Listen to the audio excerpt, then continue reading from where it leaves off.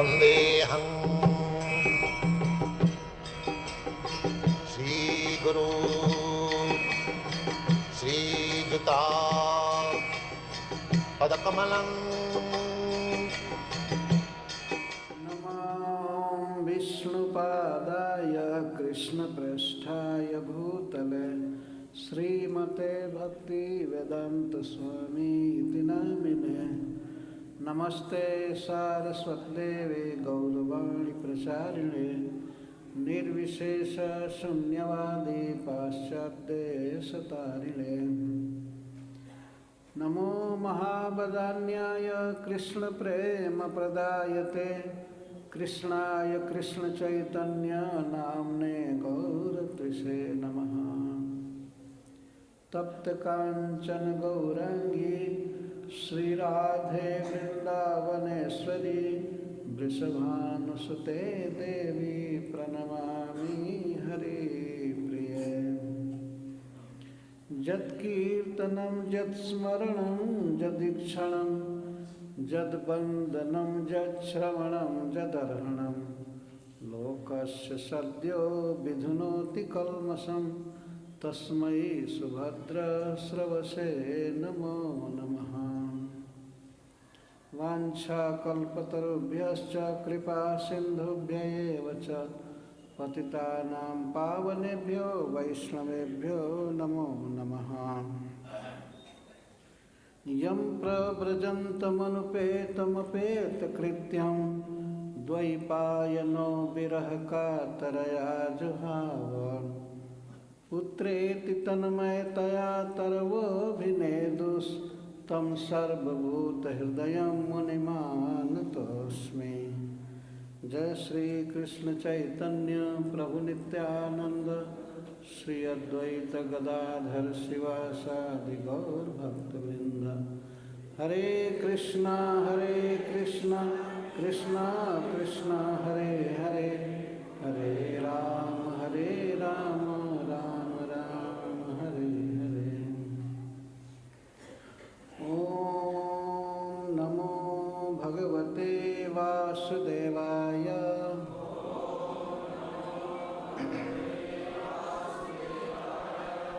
ओम नमो भगवते वासुदेवाय।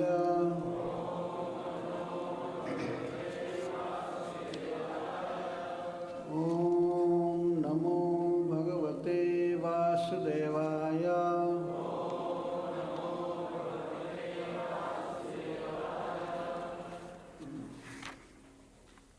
अथ नवमोऽध्यायः। सब लोग पुस्तिका देखिए। सूत उवाच इति भीतः प्रजाद्रोहात्। इसके आवाज को थोड़ा कम कीजिए, ज़्यादा है, हाँ हाँ कर रहा है। इति भीतः प्रजाद्रोहात् सर्वधर्म विवित्सया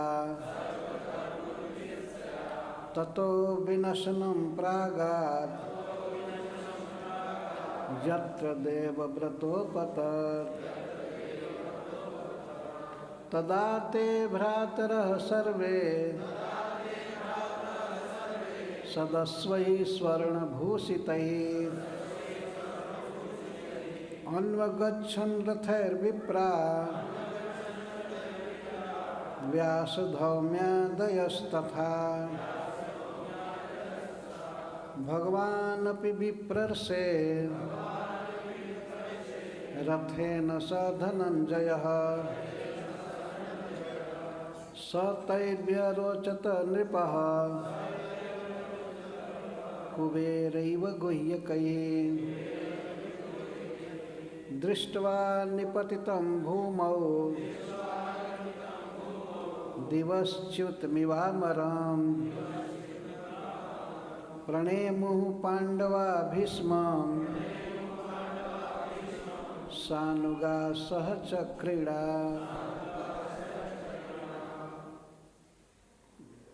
श्रील सूत गोस्वामी ने कहा इति इस प्रकार भीतः डरे हुए। प्रजाद्रोहात्, प्रजा को दुख हुआ था।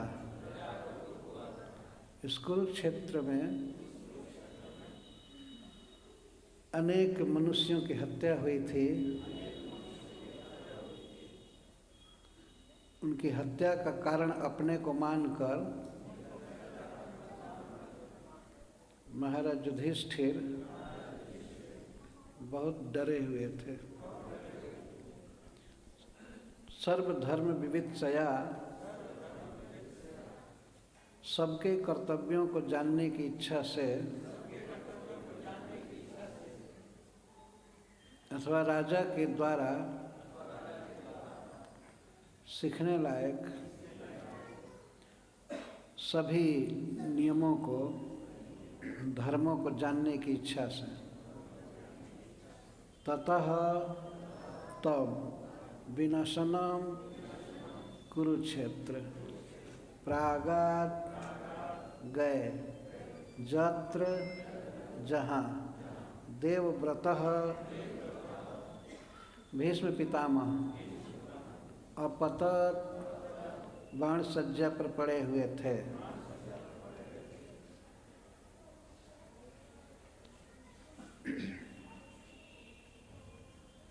अर्जुन के सारथी भगवान श्री कृष्ण के चरणों में नमस्कार करके और भगवान की लीलाओं में से एक लीला जिसमें भगवान ने अपने परम प्रिय भक्त भीष्म पितामह पर अनुग्रह किया है, उस लीला को कहने की इच्छा है। आप सभी वैष्णव जहाँ तहाँ से जुटे हुए हैं और आप सबके चरणों में प्रणाम करके मैं भगवान की इस लीला को कहने का प्रयास कर रहा हूँ।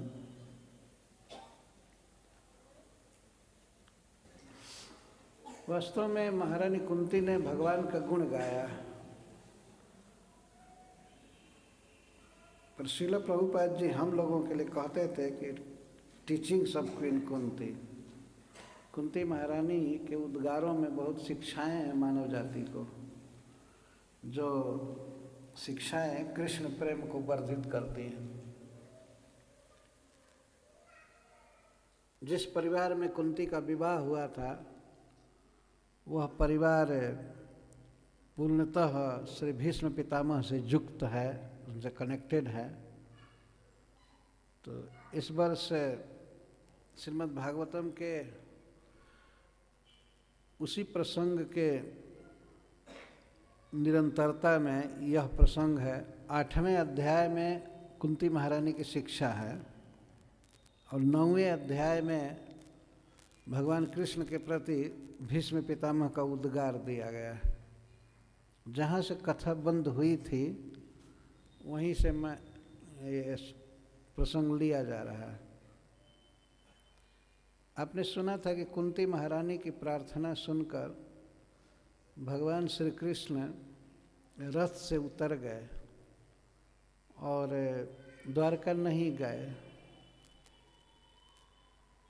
अपने बुआ की बात को रखने के लिए भगवान अपनी बनाई हुई योजना, जाने की तैयारी हो चुकी थी, रथ पर चढ़ चुके थे, फिर भी बुआ की प्रार्थना से वे उतर गए रथ से और द्रौपदी से मिले, सुभद्रा से मिले, कुछ दिन के लिए रुक गए।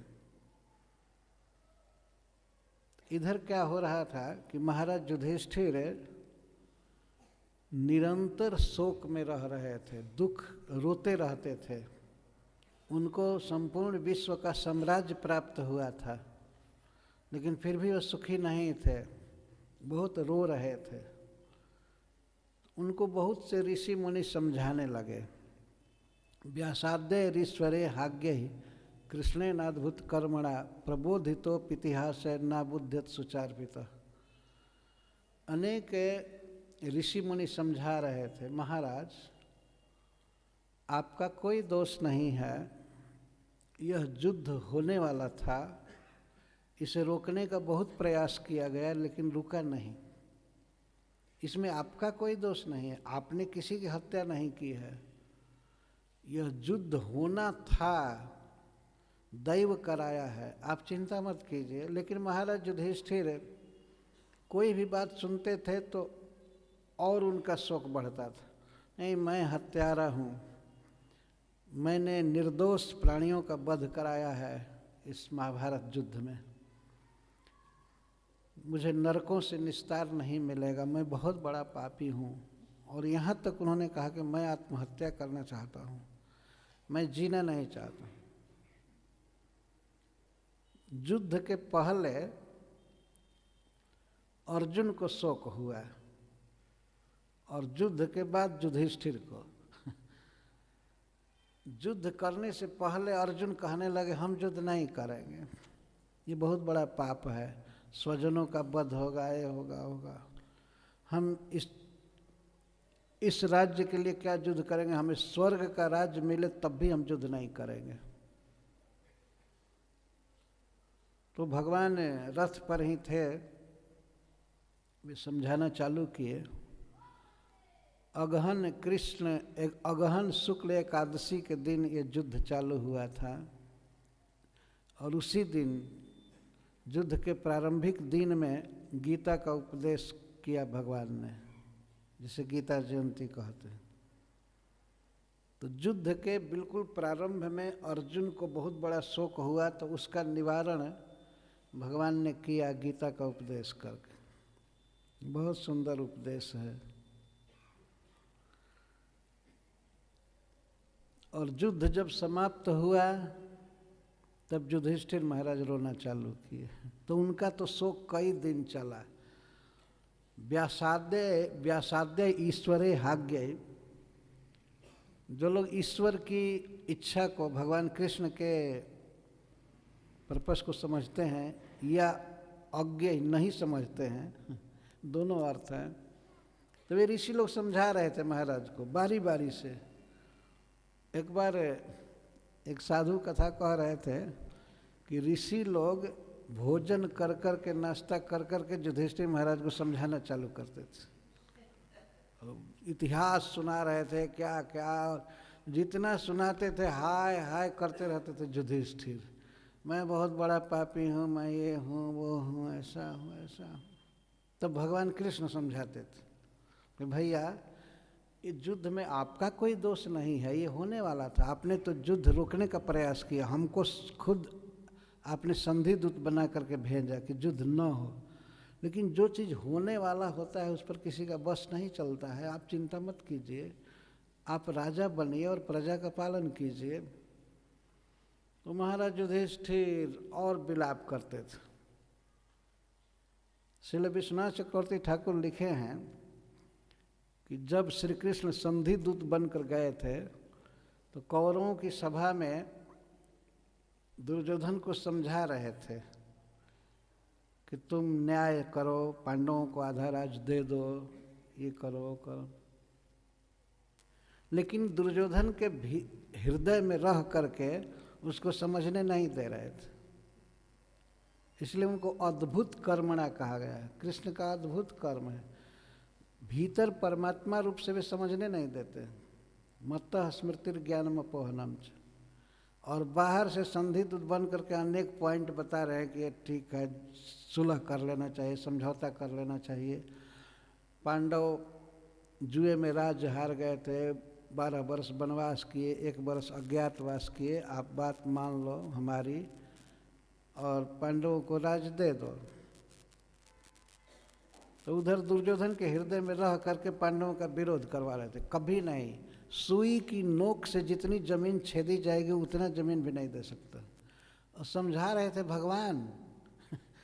बताइए, भगवान जिसको समझावे और वो न समझ जाए, लेकिन वो समझने देना चाहते नहीं थे। दुर्योधन के हृदय में है भगवान। दुर्योधन ने कहा भी भगवान कृष्ण से, जानामि धर्मम नचमे प्रवृत्ति, मैं धर्म जानता हूँ कि क्या है, लेकिन उसमें हमारी रुचि नहीं है।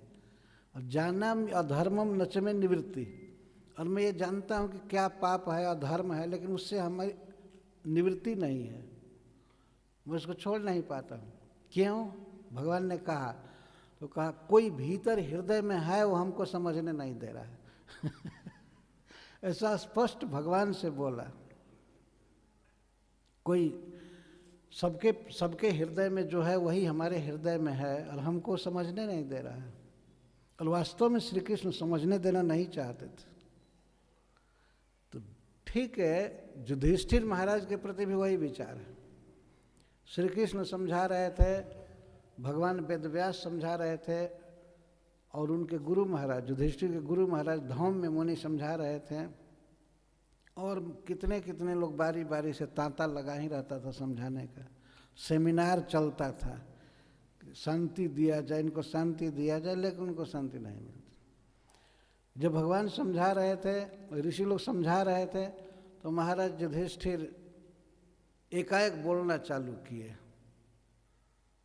प्रबोधितोपितिहासे न बुद्धि सुचार पिता।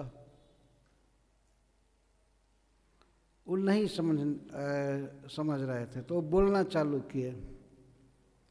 अहो में पश्यता ज्ञानम हृदय रूढ़म दुरात्मन पारक्यस्य देहस्य बहुओं में औक्षणी रहता। अरे मेरा जरा अज्ञान तो देखिए। वो लोग ज्ञान दे रहे थे, समझा रहे थे, लेकिन महाराज युधिष्ठिर कहते हैं पश्यता में अज्ञानम, मेरा अज्ञान जरा देखिए, विचार कीजिए। यह देह क्या है? यह देह पारक्य है, सियार और कुत्ते का आहार बनेगा एक दिन। इस देह के सुख के लिए मैं कई औक्षणी सेना का संहार करवा दिया है। और लोग समझा रहे थे लेकिन उनकी बात तो सुन नहीं रहे थे, अपनी बात कहते जा रहे थे। क्या युधिष्ठिर महाराज अपने देह के सुख के लिए महाभारत युद्ध कराए थे? नहीं, भगवान कृष्ण की इच्छा थी और होने वाला था, इसलिए तो दुर्योधन नहीं मान सका। बार बार सेना की तैयारी करके भी युद्ध रोकने का प्रयास किया जा रहा था, कई लोगों को भेज करके, और स्वयं श्री भगवान गए समझाने के लिए, कॉम्प्रोमाइज कराने के लिए, लेकिन नहीं होना था। इसमें युधिष्ठिर का क्या दोष है? लेकिन युधिष्ठिर महाराज कहते हैं ये मेरा दोष है, मेरे अज्ञान को तो देखो। इस देह सुख के लिए जो कुत्ते और सियार का भोजन बनेगा, इसके लिए मैंने अनेक लाखों लोगों का वध कराया इस कुरुक्षेत्र में। बाल द्विज सुहृद मित्र पितृ भ्रातृ गुरुद्रुह, ये मैं मानता हूँ सेना में या युद्ध में वध होता ही है।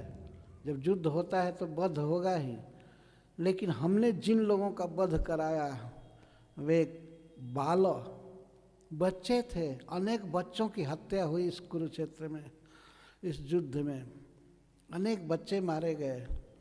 बाल द्विज, अनेक ब्राह्मण मारे गए। सुहृद, अपने सगे संबंधी मारे गए, और मित्रम, सखा लोग मारे गए, और भाई दुर्योधन आदि भाई हमारे मारे गए।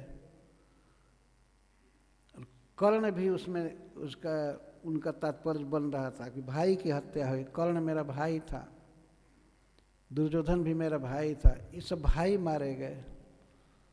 और पितृ भीष्म पितामह आदि पितर ही थे, पूर्वज थे, ये सब मारे गए। कई लोग पितृ मारे गए, जो मामा शल्य मारे गए। और गुरु, अनेक गुरुजन मारे गए, कृपाचार्य, द्रोणाचार्य, और भीष्म पितामह भी गुरु ही थे। तो युद्ध में मैंने इतने इतने लोगों की हत्या कराया। न में श्यान निरयान मोक्षो यपि वर्ष युतायुत। अयुत 10,000 से 10,000 का गुणा किया जाए, अर्थात करोड़ों करोड़ों वर्षों तक यदि मुझे नरक में पचाया जाए, फिर भी मैं शुद्ध नहीं हो पाऊंगा। इसी बात बोल रहे हैं। लाखों करोड़ों वर्ष तक भी यदि मुझे नरक में फेंका जाए, फिर भी मेरा पाप नहीं जाएगा। मैंने इनकी जो हत्या कराई है। तो फिर मन में आया युधिष्ठिर महाराज के, मैं इति भीतः प्रजाद्रोहात, इसकी व्याख्या कर रहा हूँ। नैना नैन राज्ञ प्रजा भर्तुर धर्म युद्धे बधोद्विषाम इति मेन तु बोधाया कल्पते शासनम बच। महाराज युधिष्ठिर बहुत बड़े ज्ञानी पुरुष थे, राजर्षि थे, उनको सब पता था। तो एक बार उनके मन में आया, किसी ने कहा, ऋषि ने, कि महाराज आपको पता है युद्ध के बाद जब राजा अश्वमेध यज्ञ करता है तो अश्वमेध यज्ञ के द्वारा उसकी सारी हिंसा की हत्या का पाप नष्ट हो जाता है, उसे पाप नहीं लगता है। तो महाराज युधिष्ठिर तर्क करते हैं, हाँ मैं मानता हूँ, यदि शत्रुओं का वध किया जाए और वो भी धर्म युद्ध में, तो राजा को कोई पाप नहीं लगता है।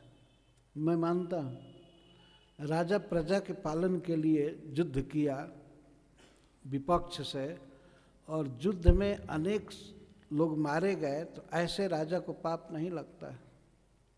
लेकिन किस राजा को?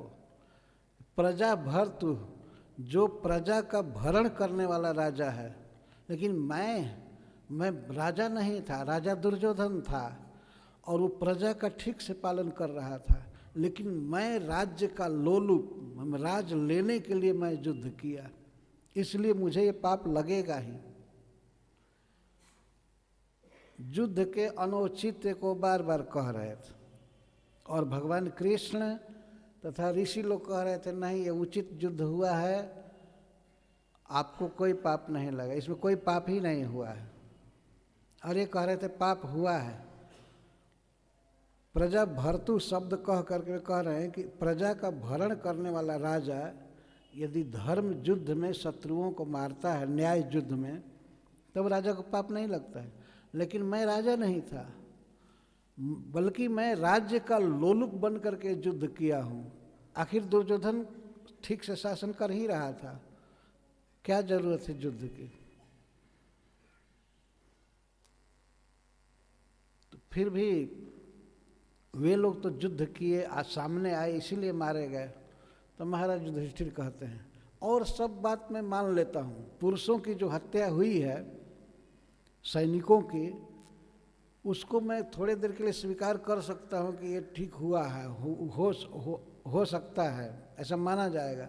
लेकिन स्त्रीणाम मदहत बंधुनाम द्रोह योषा विहोत्थितः, यदि और जो स्त्रियों के प्रति हमने दुख दिया है, इस युद्ध में बिल्कुल नवजुवती स्त्रियां विधवा हो गईं, नए उम्र में उनके पति सैनिक मारे गए, उनके भाई मारे गए, उनके पुत्र मारे गए। एक स्त्री के लिए पति और पुत्र ये दो बड़े ही सहायक। जिस स्त्री का पति न रहे और पुत्र भी युद्ध में मारा जाए, कितनी दुखद स्थिति है उस स्त्री के लिए। महाराज युधिष्ठिर कह रहे हैं, इस युद्ध में अनेक स्त्रियां विधवा हुई, उनके पुत्र मारे गए, पति तो मारे ही गए, भाई तक मारे गए। कभी कभी किसी संकट काल में भाई सहारा होता है स्त्री के लिए, वह स्नेह करता है भाई। ये भाई भी मारे गए, पति भी मारे गए, पुत्र भी मारे गए। तो मैंने जो स्त्रियों को दुख दिया है, इस पाप से मैं यज्ञ करके उऋण नहीं हो पाऊंगा, यज्ञ से मेरी शुद्धि नहीं हो सकती है। शास्त्र कहता है कि यज्ञ करने से शुद्धि हो जाती है, तो आप ऐसा क्यों बोल रहे हैं? कभी कभी अज्ञान में व्यक्ति बोलता है, महाराज युधिष्ठिर अज्ञान में बोल रहे हैं, करुणा से भरे हुए हैं इसलिए बोल रहे हैं। उन्होंने जो युद्ध किया है वो बिल्कुल उचित था, नहीं तो भगवान उस युद्ध में भगवान भाग लिए थे और युद्ध करने के लिए अर्जुन को कहे, तो अन्याय कैसे हो सकता है, पाप कैसे हो सकता है? लेकिन हेतुवाद का आश्रय लेकर महाराज युधिष्ठिर इस वैदिक उक्ति को काट रहे हैं। संस्कृत में एक हेतु शब्द है, हेतु का अर्थ होता तर्क, तर्क कर रहे हैं। उन्होंने कहा कि जैसे यथा पंकेन पंकाम्भः, जिस जल में मिट्टी मिला हुआ है, गंदा है, ऐसे जल से फिर दूसरे गंदे जल को धोया जाए तो शुद्ध नहीं हो सकता है। गंदे जल से दूसरा गंदा जल यदि धोया जाए तो शुद्ध नहीं होगा। सुरया व सुराकृतम, और शराब से सुरा से जो अशुद्धि हुई है उसी अशुद्धि को कोई चाहे कि सुरा द्वारा ही शराब द्वारा ही ठीक करे, नहीं हो सकता है। इसी तरह से एक हत्या को भी लाखों यज्ञों के द्वारा साफ नहीं किया जा सकता, उसका प्रायश्चित नहीं हो सकता है।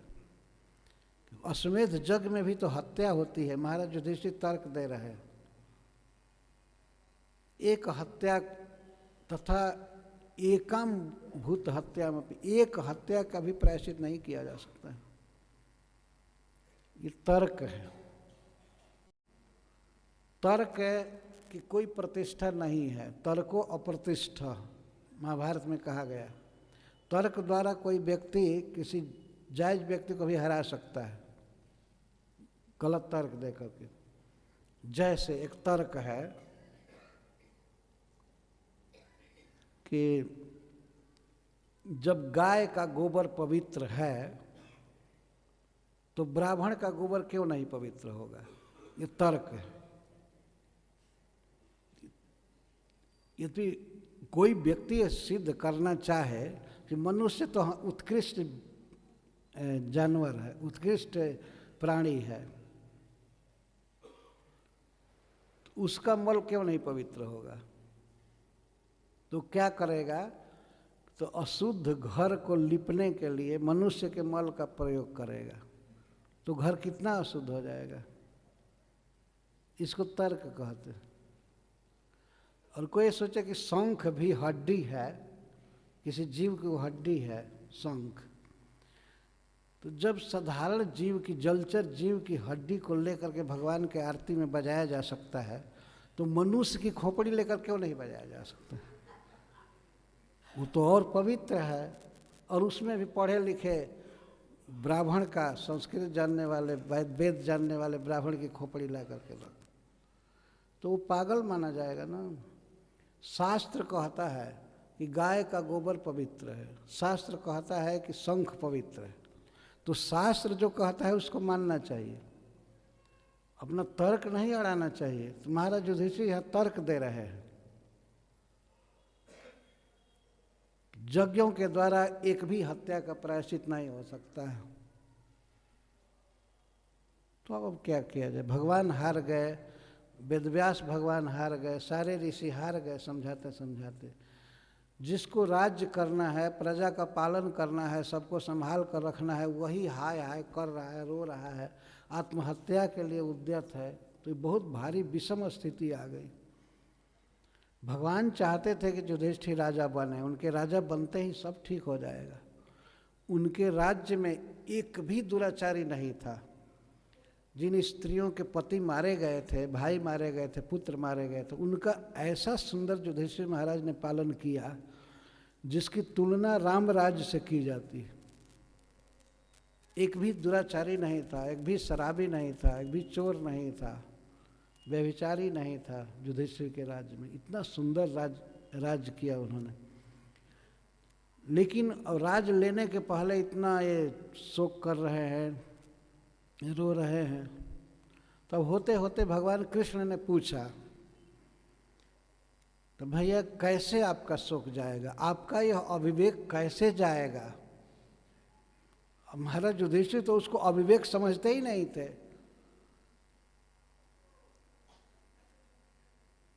तो भगवान ने कह दिया युधिष्ठिर महाराज से, सुनिए, यदि आपका अविवेक हम लोगों से नहीं जा सकता है, भाई हम तो ज्ञानी नहीं हैं, हम तो आपके छोटे भाई हैं, आपके ममेरे भाई हैं। युधिष्ठिर महाराज के मामा के लड़का भगवान कृष्ण, और युधिष्ठिर से छोटे हैं। तो कभी कभी तो युधिष्ठिर ये भी कहते, अरे जाओ जाओ, तुम क्या जानते हो, हमको नरक में गिरना ही है, हमने बहुत बड़ा पाप किया है, हम जीना नहीं चाहते। तो भगवान वेदव्यास देव की तो बात कुछ सुनते थे, लेकिन उनको भी काट देते थे। भगवान को तो कहे तुम तो कुछ जानते ही नहीं हो, तुम जाओ अपना काम करो, हमारे भाग्य में जो लिखा है, कर्म में लिखा है, हमको भोगना।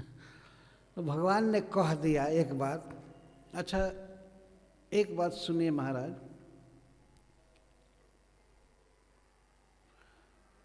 हम ऐसा सोचते हैं कि आप पितामह भीष्म से पूछ लीजिए कि क्या उचित है। सबके बाद वे सबसे बड़े धर्मात्मा हैं ना, धर्म का तो जानते, उनके बारे में तो आपको विश्वास है ना। महाराज युधिष्ठिर ने कह दिया, हाँ वो जो कहेंगे करूँगा। युधिष्ठिर महाराज कुछ भी है तो भगवान कृष्ण के प्रति स्नेह से भरे रहते थे, इसलिए उनके ऐश्वर्य का उनको भान नहीं होता था कभी कभी।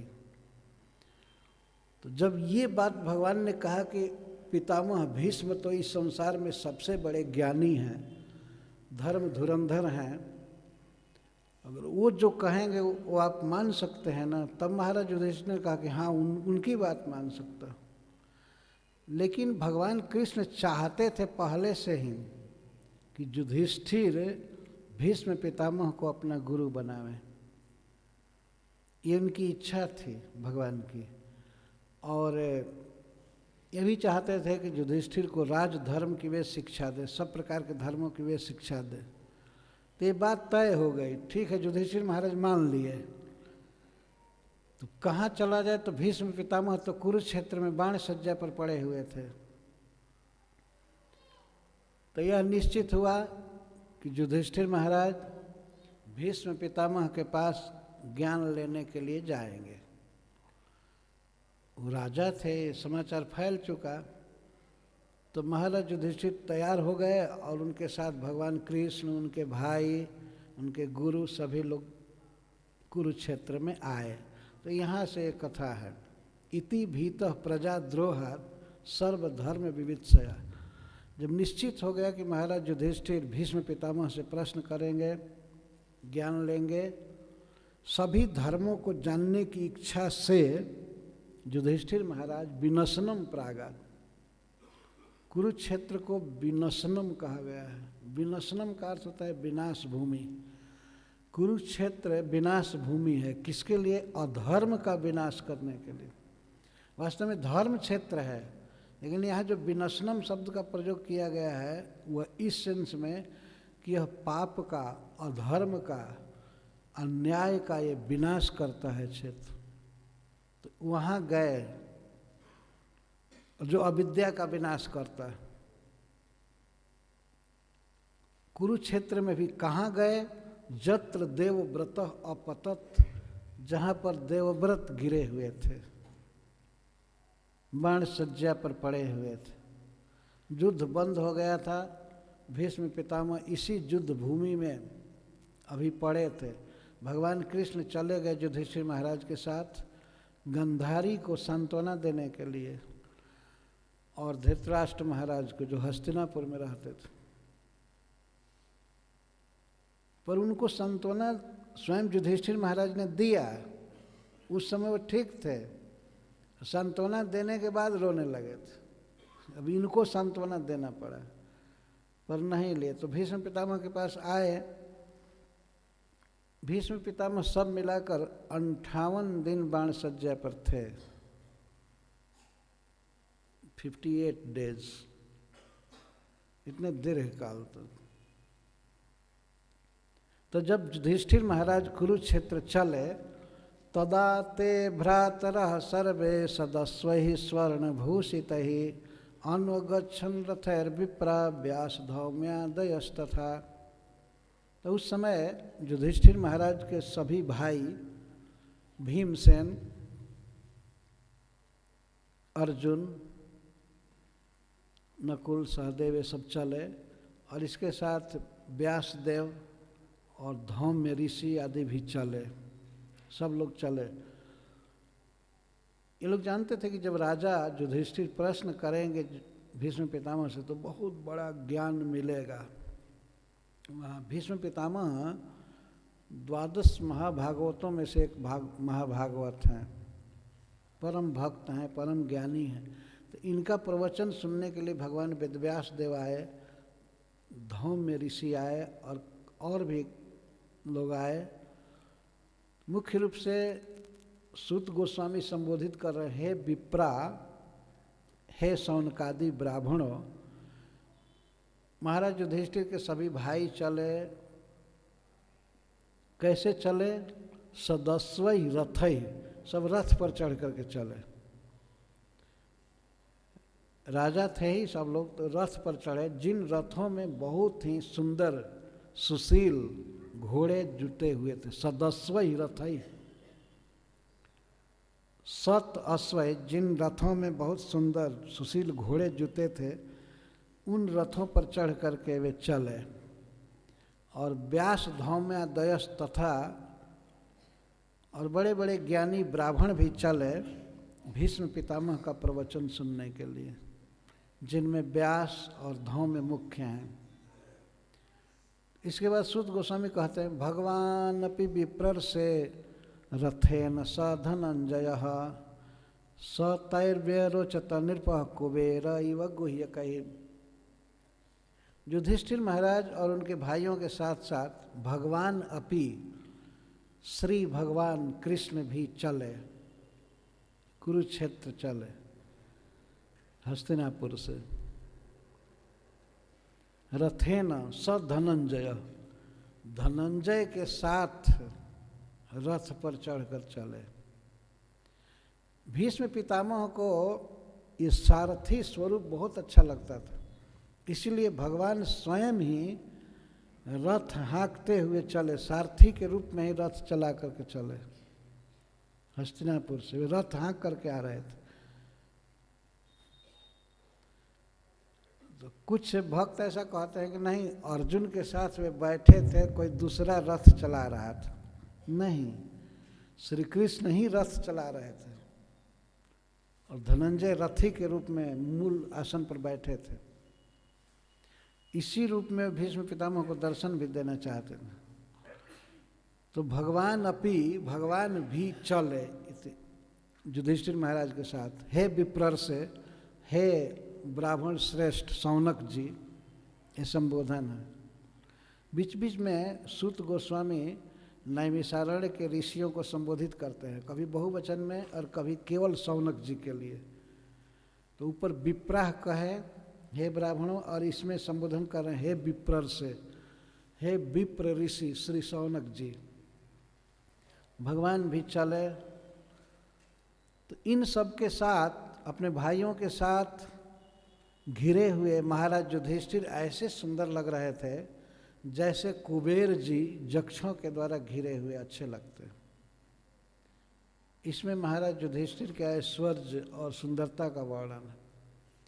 कुबेर जी अलकापुरी में रहते हैं, धन के स्वामी हैं। वे चलते हैं यक्षों से जैसे घिरे हुए, वैसे अपने भाइयों से घिरे हुए युधिष्ठिर महाराज बहुत सुंदर लग रहे थे। व्यरोचत, विशेषण अरोचत, विशेष सुंदर लग रहे थे। तो जब कुरुक्षेत्र में वे सब आए, सूत गोस्वामी गए कह रहे हैं क्योंकि वो नैमिषारण्य में बोल रहे हैं, नैमिषारण्य से कथा कह रहे हैं। तो हम तो यही कथा कह रहे हैं, इसीलिए हम आए कहेंगे। तो जब ये सब लोग कुरुक्षेत्र में आए तो वहाँ गए जहाँ भीष्म पितामह गिरे हुए थे। तो दृष्टवा निपतितम भूमौ, जमीन पर, भूमि पर, बाण सज्जा पर गिरे हुए भीष्म पितामह को देख कर ऐसा लगा, भीष्म पितामह कैसे लग रहे थे? ऐसे लग रहे थे जैसे मालूम पड़ता था कि स्वर्ग से कोई देवता गिरा है। स्वर्ग च्युतम इव अमरम, कोई अमर स्वर्ग च्युत हो गया हो, ऐसे लग रहे थे। भीष्म पितामह 400 वर्ष के थे उस समय, और इनका शरीर देवता के समान था, लंबा, गोरा और बहुत ही सुंदर। कभी कभी देवता गिरते हैं इस पृथ्वी पर, सशरीर ही गिरते हैं, तो ऐसा लग रहा था कि कोई देवता गिरा हुआ है, मनुष्य गिरा हुआ ऐसा नहीं कह रहे हैं सूत गोस्वामी। दिवसच्युतम अमरम इव, दिव हमने स्वर्ग, स्वर्ग से गिरे हुए किसी देवता की तरह लग रहे थे। तो उनको देख करके पांडवा प्रणेमु, प्रणेमु पांडवा भीष्म, भीष्म को प्रणाम किए, पांडव सभी आकर के प्रणाम किए। ध्यान रखना चाहिए कि भीष्म पितामह को सभी प्रणाम किए तो चरण के ओर से किए। तो सभी सब सर्वे यहाँ कहा गया, प्रणेमु पांडवा भीष्मम, पांडव भीष्म को प्रणाम किए, यानी सर्वे नहीं, ब्राह्मण आदि नहीं किए होंगे, पांडव प्रणाम किए। सानुगा अपने अनुगामियों के साथ सहचक्रेणा, और सुदर्शन चक्र लिए हुए भगवान श्री कृष्ण भी प्रणाम किए भीष्म पितामह। चूँकि भगवान कृष्ण इस परिवार के संबंधी थे, पांडु महाराज फूफा थे भगवान के और कुंती बुआ, इस नाते से भीष्म पितामह तो और नाता में बहुत बड़े थे और आयु में भी बड़े थे। तो भगवान श्री कृष्ण अर्जुन के समकक्ष थे, तो भगवान भी प्रणाम किए। देखिए भगवान की मधुर लीला। भीष्म पितामह को चक्री भी प्रणाम किए। चक्री का अर्थ है चक्र जिनका है वह चक्री, चक्रीणा। श्री कृष्ण को कभी कभी चक्री कहते भी हैं। चक्र जिसके हाथ में हो वो है चक्री। तो युधिष्ठिर प्रणाम किए, भीमसेन प्रणाम किए, अर्जुन, नकुल, सहदेव और उनके अनुगत और लोग भी, और उसके साथ साथ श्री कृष्ण भी प्रणाम किए। तत्र ब्रह्मर्षयः सर्वे देवर्षयश्च सत्तम राजर्षयश्च तत्रासन् द्रष्टुम भरतपुंगवम्। उस समय कुरुक्षेत्र में सर्वे ब्रह्मर्षयः, समस्त ब्रह्म ऋषिगण, देवर्षयश्च और समस्त देवर्षिगण, और समस्त राजर्षिगण भरतपुंगवम्, भरत श्रेष्ठ भीष्म पितामह का दर्शन करने के लिए आए थे। आसन, आसन का अर्थ है कि भगवान के जाने के पहले सब आ गए थे। युधिष्ठिर महाराज के पहुंचने के पहले ही सब आ चुके थे ऋषि मुनि। तुरंत समाचार फैल जाता था कि युधिष्ठिर महाराज की तैयारी हो गई अब कुरुक्षेत्र जाने की, तो भगवान भी जाएंगे। तो सभी ऋषि मुनि आ गए। आजकल तो आदमी कहीं मोबाइल फ़ोन कर देता है, उन लोगों के पास तो लाखों गुना बेटर साधन था। वो तो जान जाते थे किसी के मन की भी बात। युधिष्ठिर महाराज के मन में क्या हो रहा है ऋषियों को पता चल जाता था। तो जब सुने कि युधिष्ठिर महाराज भीष्म पितामह से कुछ आध्यात्मिक या व्यवहारिक धर्म की शिक्षा लेने जा रहे हैं, तो सारे देवर्षि, सारे राजर्षि और ब्रह्मर्षि तत्र आसन, वहाँ आ गए। ये सूत गोस्वामी जो बोल रहे हैं उन शब्दों पर ध्यान। सर्वे राज, इस सबके साथ लगेगा। सर्वे ब्रह्मर्षयः, सर्वे देवर्षयः, सर्वे राजर्षयश्च तत्र आसन, वहाँ जुटे थे।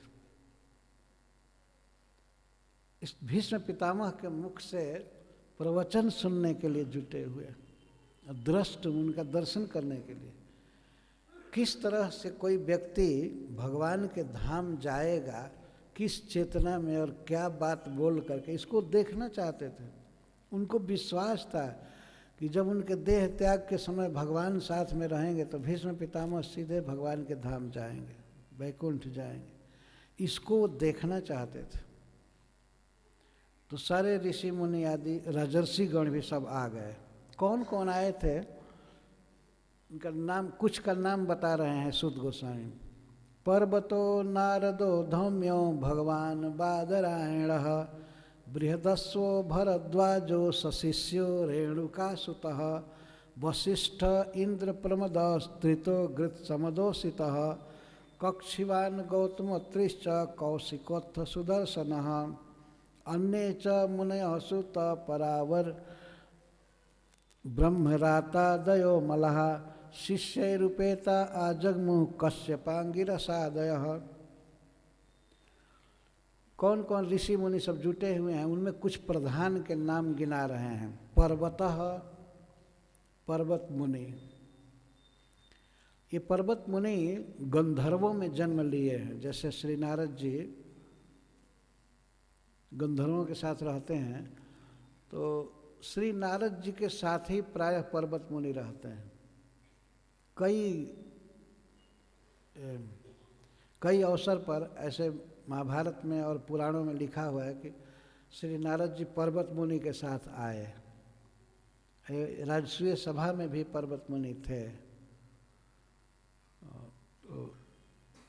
पर्वत नारद, और श्री नारद जी के बारे में तो सब जानते ही हैं। श्री नारद जी सबसे बड़े प्रचारक वैष्णव शिरोमणि हैं। श्री प्रहलाद महाराज, श्री ध्रुव महाराज, युधिष्ठिर महाराज, अम्बरीश महाराज सब इनके शिष्य हैं श्री नारद जी के। और ये भगवान ब्रह्मा जी से डायरेक्ट जन्म लिए हैं। उनके गोद से, उनके शरीर से, जैसे कर से क्रतु का जन्म हुआ, ऐसे उत्संग से, उत्संगा नारदो यज्ञ, उनके गोद से श्री नारद जी से प्रकट हो गए। तो अपनी परंपरा को श्री ब्रह्मा जी ने नारद जी में ही दिया। ब्रह्म मध्य गौड़ीय संप्रदाय में ब्रह्मा जी के बाद श्री नारद जी आते हैं, और श्री नारद जी ने वेदव्यास देव को ज्ञान दिया। वेदव्यास देव ने मध्वाचार्य को दिया, और मध्वाचार्य जी के बाद ये परंपरा जिसमें श्री माधवेंद्रपुरी, ईश्वरपुरी, चैतन्य महाप्रभु, रूप गोस्वामी, श्रील प्रभुपाद, ये सब परंपराएं हैं। तो श्री नारद जी ही वास्तविक वैष्णव आचार्य हैं, जिन्होंने सारे विश्व में कृष्ण भावना का प्रचार किया, सारे ब्रह्मांडों में श्री नारद जी।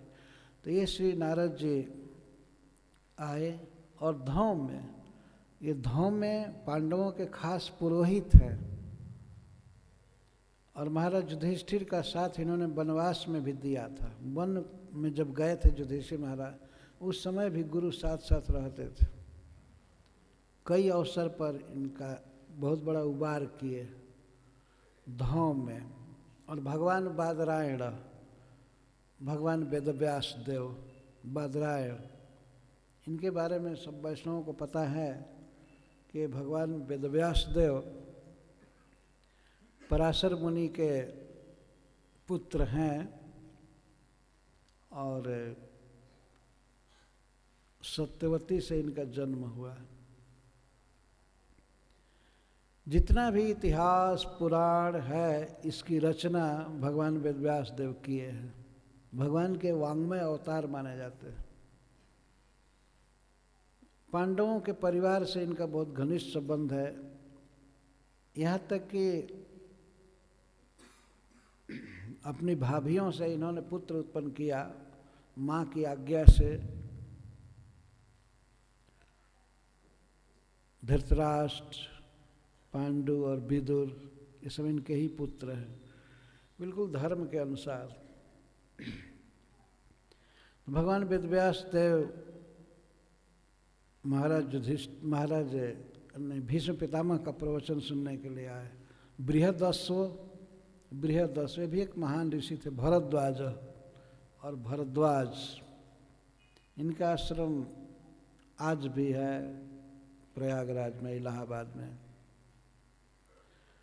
कई अवसरों पर महाराज युधिष्ठिर के साथ रहे हैं, और बहुत काल से हैं। भगवान श्री राम की लीला में भी ये थे। जब भगवान श्री राम प्रयागराज पहुँचे थे अयोध्या से चलकर चित्रकूट जाने के लिए, तो वहाँ पर भगवान का इन्होंने स्वागत किया था, भरद्वाज। और इनके वीरजस्खलन से ही द्रोणाचार्य का जन्म हुआ था। सशिष्यो रेणुका सुत, शिष्यों के साथ भगवान परशुराम भी गए। देखिए परशुराम जी के साथ भीष्म पितामह का युद्ध हुआ था, लेकिन आज जब भीष्म पितामह के मुख से सुनना है तो भगवान परशुराम वो सब चीज़ भुला करके ज्ञान लेने के लिए गए। तो साक्षात भगवान हैं, लेकिन दुनिया को शिक्षा देने के लिए ये लीला कर रहे हैं। तो भगवान परशुराम भी गए, और जितने भी एक वचन में ऋषि आए हैं सबके लिए सशिष्य, शिष्य सहित, ये यहाँ लगाना पड़ेगा। जो भी ऋषि आए वे अपने शिष्यों के साथ आए। क्यों?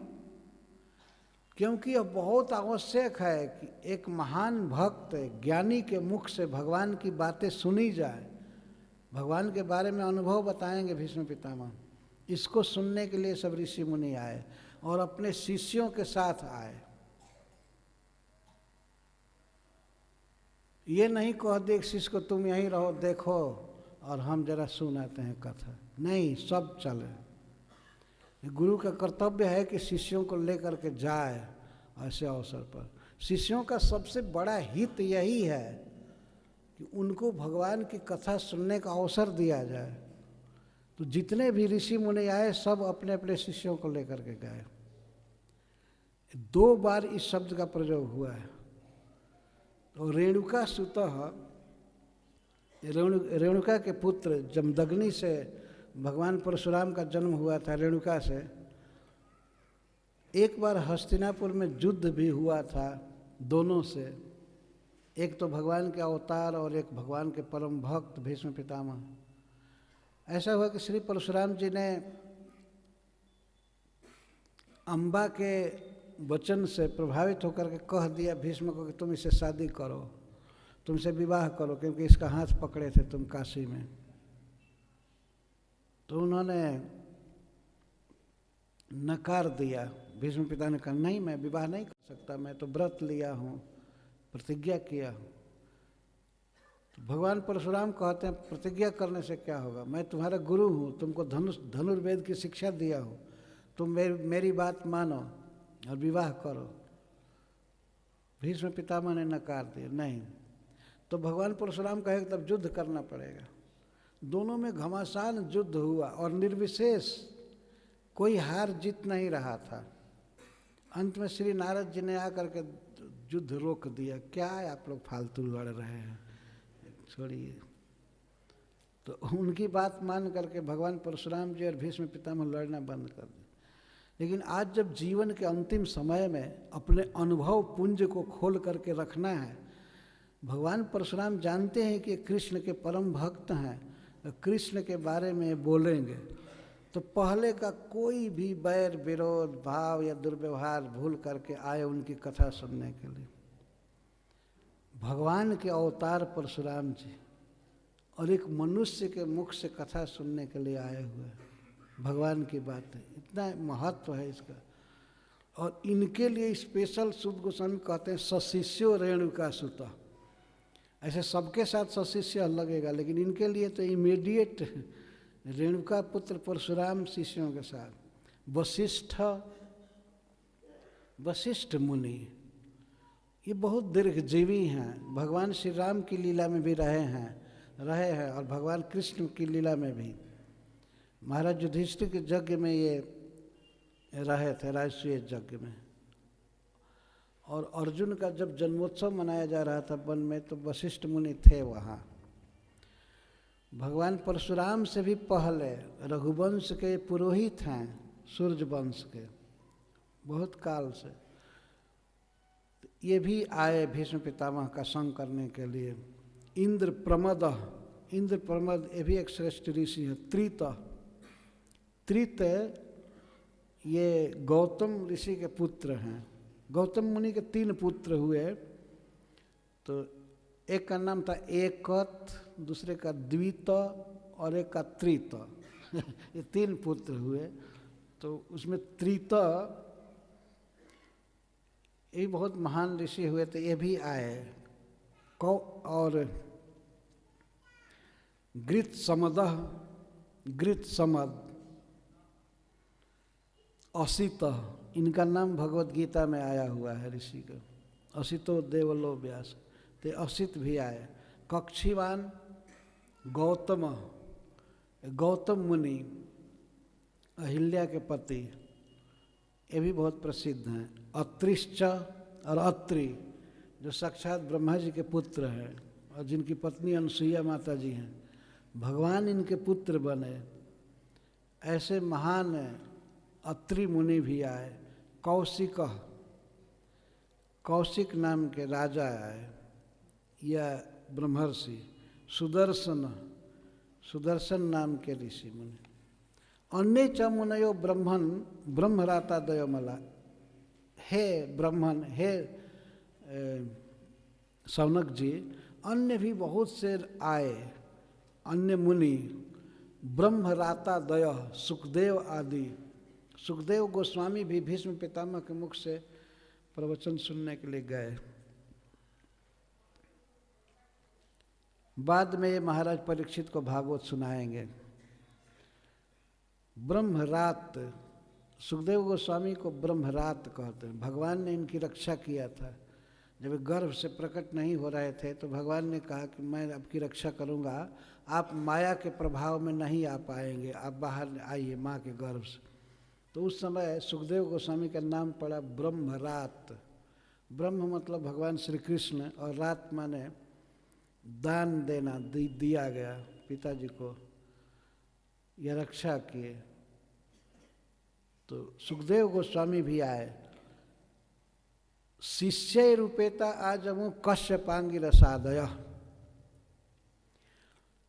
सभी ऋषि मुनि जैसे कश्यप जी और बृहस्पति जी, कश्यप जी तो देवताओं के, दैत्यों के सबके पिता ही हैं।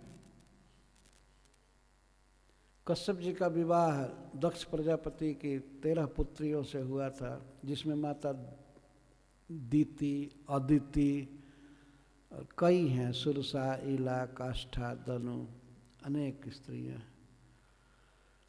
तो कश्यप जी आए स्वर्ग से प्रवचन सुनने के लिए भीष्म पितामह का, और बृहस्पति जी जो देवताओं के गुरु हैं, इंद्र आदि देवताओं के वही गुरु हैं स्वर्ग से, वे वहाँ से आए भीष्म पितामह का प्रवचन सुनने के लिए इस धरती पर, इस कुरुक्षेत्र में। इससे समझा जा सकता है कि भगवान के बारे में जो कथाएं होती हैं उनका कितना महत्व है। ये सभी उच्च कोटि के परम वैष्णव हैं, भागवत पुरुष हैं। अपना घर, अपना काम धंधा और छोड़ छाड़ करके और कथा सुनने के लिए आए हुए स्वर्ग से।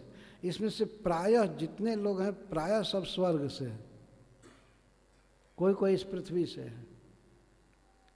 ये सब आए, इनके लिए सूत गोस्वामी अमलाह शब्द का प्रयोग कर, अमलाह निर्मल शुद्ध चरित्र, भगवान के परम भक्त ये ऋषि लोग सब आए। तो जब ये जुटे तो भीष्म पितामह ने इनका कैसे स्वागत किया इसका वर्णन कर रहे हैं।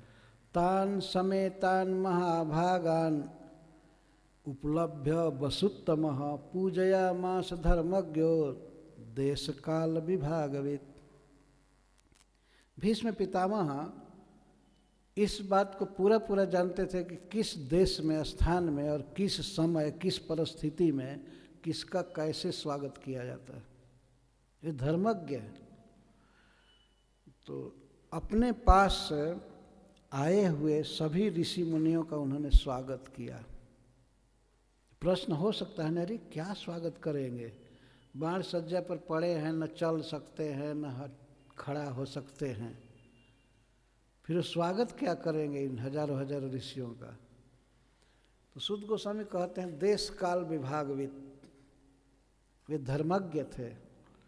किस देश में, किस स्थान, किस काल में किस व्यक्ति का क्या कर्तव्य होता है इसको जानते थे।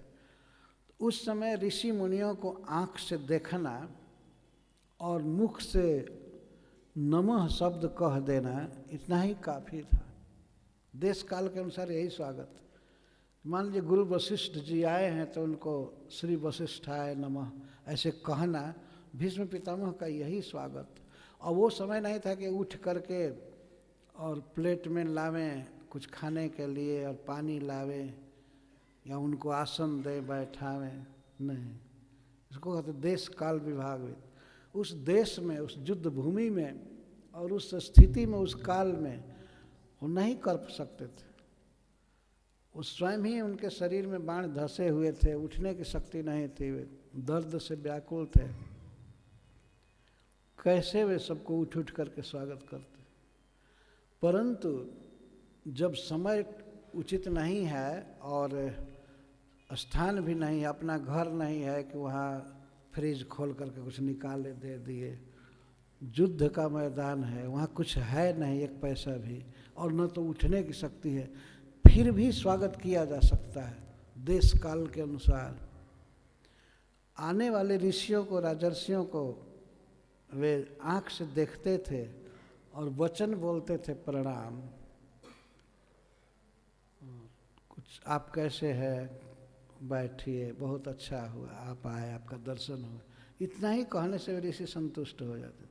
वो ये अपेक्षा नहीं कर सकते थे कि और स्वागत करें, ये राजा हैं, राजकुल के पूर्वज हैं। पहले जिन ऋषियों का उन्होंने स्वागत किया था साष्टांग प्रणाम करके, उनको अनेक प्रकार से खिला करके, आसन दे करके, आज ऐसा देश है और ऐसा समय है कि केवल उनको देखकर नमस्कार कर लेना, वाणी द्वारा, सिर से भी नमस्कार नहीं कर सकते थे, केवल बोल सकते थे नमस्ते नमस्ते, केवल इतना ही बोल सकते थे। तो इस तरह से भीष्म पितामह सबका स्वागत किए, पूजया मास, सबका पूजन किए, यही पूजन था। उनको देख करके हंस देना, पूछना, यही उनका स्वागत, पूजा थी। तो सभी ऋषियों का उन्होंने स्वागत किया, भक्तों का, और अब भगवान का हृदयस्थम कृष्णम च तत्प्रभावज्ञ आसीनम जगदीश्वरम हृदयस्थम पूजयामास मायोपात विग्रहम। समस्त ऋषियों का उन्होंने स्वागत किया देश काल के अनुसार। एक श्लोक में कह रहे हैं, अब भगवान कृष्ण का उन्होंने कैसे स्वागत किया, इसको एक श्लोक में कह रहे हैं। कृष्णम च पूजयामास, ये लगा लेना चाहिए। भीष्म पितामह ने भगवान कृष्ण का स्वागत किया, कृष्ण की पूजा किया। कैसे किया? एक तो भीष्म पितामह का गुण वर्णन कर रहे हैं, तत्प्रभावज्ञ, तत्प्रभावज्ञ, श्री कृष्ण के प्रभाव को भीष्म पितामह जानते थे। श्री कृष्ण तत्व के पूर्ण ज्ञाता हैं भीष्म पितामह। तो यद्यपि श्री कृष्ण ने भीष्म पितामह को प्रणाम किया, पर भीष्म पितामह जानते हैं कि ये साक्षात स्वयं भगवान परब्रह्म है, परमात्मा है, ईश्वर है। तो उन्होंने उनका स्वागत किया। भीष्म पितामह जानते थे कि जगदीश्वरम, समस्त जगत के, देवताओं के, मनुष्यों के, असुरों के या समस्त चर अचर जीवों के ये ईश्वर हैं, समस्त लोकों के ईश्वर हैं। और कृपा करके मेरे पास अपना श्री विग्रह प्रकट किए हैं, आए हैं, ऐसे हृदयस्थम। भीष्म पितामह ये भी जानते थे कि सभी जीवों के हृदय में निवास करते हैं। हृदयस्थम, परमात्मा रूप से भगवान श्री कृष्ण सबके हृदय में रहते हैं, और भीष्म पितामह के हृदय में पार्थ सारथी के रूप में विद्यमान रहते थे। परमात्मा रूप से ही नहीं, भीष्म पितामह की भक्ति से आकृष्ट होकर के भगवान उनके हृदय में वास करते थे, उसी रूप का वे चिंतन कर रहे थे। तो हृदयस्थम, श्री कृष्ण हृदय में भी हैं और बाहर भी हैं। बाहर महाराज युधिष्ठिर के साथ एक छोटी उम्र का व्यक्ति और वहाँ बैठे हुए हैं इनके चरणों में, भीष्म पितामह के पास भगवान, लेकिन भीष्म पितामह हृदय में उनकी पूजा करने लगे। जैसे पहले करते थे भगवान कृष्ण की पूजा, ऐसे हृदय में अनेक प्रकार से उनकी पूजा करने लगे। हृदय में ही तो मन द्वारा उनकी पूजा करनी है, तो आरती करना या भोग देना, कुछ अर्पण करना, सब कुछ करने लगे। तो कृष्णम च पूजया मास, हृदयस्थम, हृदय में पूजा कर रहे हैं। और बाहर से भी वे नमस्कार किए ही, भगवान उनको नमस्कार किए, लेकिन भीष्म पितामह उनको नमस्कार किए। माया उपात विग्रहम, जो माया से अपने श्री विग्रह को भीष्म पितामह के सामने लाए हैं। यहाँ माया का अर्थ है कृपा। माया दंभे कृपायाम च, एक संस्कृत के शब्दकोश में अर्थ किया गया है कि माया शब्द का प्रयोग दंभ और कृपा में भी होता है। दंभ का अर्थ दिखावा, कपट, इसको भी माया कहते हैं, और कृपा को भी माया कहते हैं। तो यहाँ जो माया के द्वारा भगवान लाए अपने शरीर को, ये अर्थ है कृपा। उनके हृदय में जो कृपा है भक्त के प्रति, अपने स्नेही श्री भीष्म पितामह के प्रति, उनके जीवन के अंतिम काल में भगवान अपने को लाए हैं वहाँ, अपना सुंदर श्री विग्रह लाए हैं। माया उपात, उप आत, उप का अर्थ है निकट, आत माने लाना, और माया माने कृपा। कृपा से दर्शन दिए हैं, आए हैं, बहाना बना करके कि युधिष्ठिर का अज्ञान दूर करना है। युधिष्ठिर का अज्ञान और ज्ञान दूर कभी भी हो जाता है, भगवान कर सकते थे, लेकिन वास्तव में वे भीष्म पितामह पर कृपा करके युधिष्ठिर का बहाना करके आना चाहते थे, तो आए, वे आए हुए हैं और बिल्कुल नम्र भाव से बैठे हुए हैं। बाद में भीष्म पितामह ने ध्यान दिया, श्री कृष्ण को तो देखे, ऋषियों को देखे, स्वागत किए। इसके बाद स्पेशल दृष्टि डाले पांडवों पर, जो खास इनके ही परिवार के थे। पांडुपुत्रान उपासीनान, पांडु पुत्रों को उन्होंने देखा, उपासीनान, जो बिल्कुल निकट बैठे थे। भीष्म पितामह के बिल्कुल चरण के पास युधिष्ठिर महाराज बैठे थे, बिल्कुल चरण के पास, और सिर नीचे था। भीमसेन भी सिर नीचे किए थे, अर्जुन, और युधिष्ठिर महाराज बहुत शोक में थे कि अपने बंधु बांधवों की हत्या हुई है इस युद्ध में, तो इसके लिए वो शोक में थे। और अब इसलिए भी शोक में थे कि हमारे पितामह इस दशा में पड़े हुए हैं, युद्ध भूमि में बाण सज्जा पर, आज ये दशा है। तो इसलिए उनके मन में बहुत दुख हो रहा था। गुरु का वध करा दिया गया, ये कराया गया, फिर इनको धराशायी किया गया। तो भीष्म पितामह ने देखा कि ये पांडु के पुत्र, पांडु इनके भतीजा थे भीष्म पितामह के, तो पांडु पुत्रान उपासीनान, पांडु पुत्रों को उन्होंने देखा कि ये बिल्कुल हमारे निकट बैठे हैं। और प्रश्रय प्रेम संगतान, प्रश्रय का अर्थ है विनय, बिल्कुल नम्र हैं और स्नेह है इनके हृदय में मेरे प्रति। तो प्रश्रय से और प्रेम से युक्त पांडु के पुत्रों को उन्होंने देखा। उनको देखते ही भीष्म पितामह के आँखों में आंसू भर आया पूरा, और उस समय कुछ भी देख नहीं पाए। जब आँख में आंसू भर जाता है तो यदि आंसू को पोंछा जाए हाथ से तब न देखने की शक्ति आएगी। तो बाण सज्जा पर ऐसे हैं और आँखों में आंसू भर गया है तो हाथ से पोंछ भी नहीं सकते। अभ्याचष्टानुराग आश्रय अंधीभूते न चक्षुषा, स्नेह के आंसुओं से आंखें भर आई हैं, ऐसे अंधीभूते न चक्षुषा, तो देख नहीं रहे थे, स्नेह में रोने लगे। पांडवों के दुख को, उनके प्रेम को देख करके वे रोने लगे और इस तरह से सिसक सिसक कर कहने लगे गदगद वाणी से, अभ्यचष्ट। सुद गोस्वामी कहते हैं कि भीष्म पितामह बोल रहे हैं तो आंखों में आंसू भरा हुआ है, उसमें देख नहीं रहे हैं, केवल बोल रहे हैं। अहो कष्टम अहो अन्यायम जज्जूयम धर्मनंदनः जीवितुम नारहथ क्लिष्टम विप्रधर्म अच्युताश्रयः। सबको संबोधन करके कह रहे हैं, ओहो हे धर्म नंदना, हे धर्म पुत्रो, या तो युधिष्ठिर महाराज के लिए बहुवचन का प्रयोग कर रहे हैं आदर से, अथवा सभी को कह रहे हैं, सभी पांडवों को, हे धर्म पुत्रों,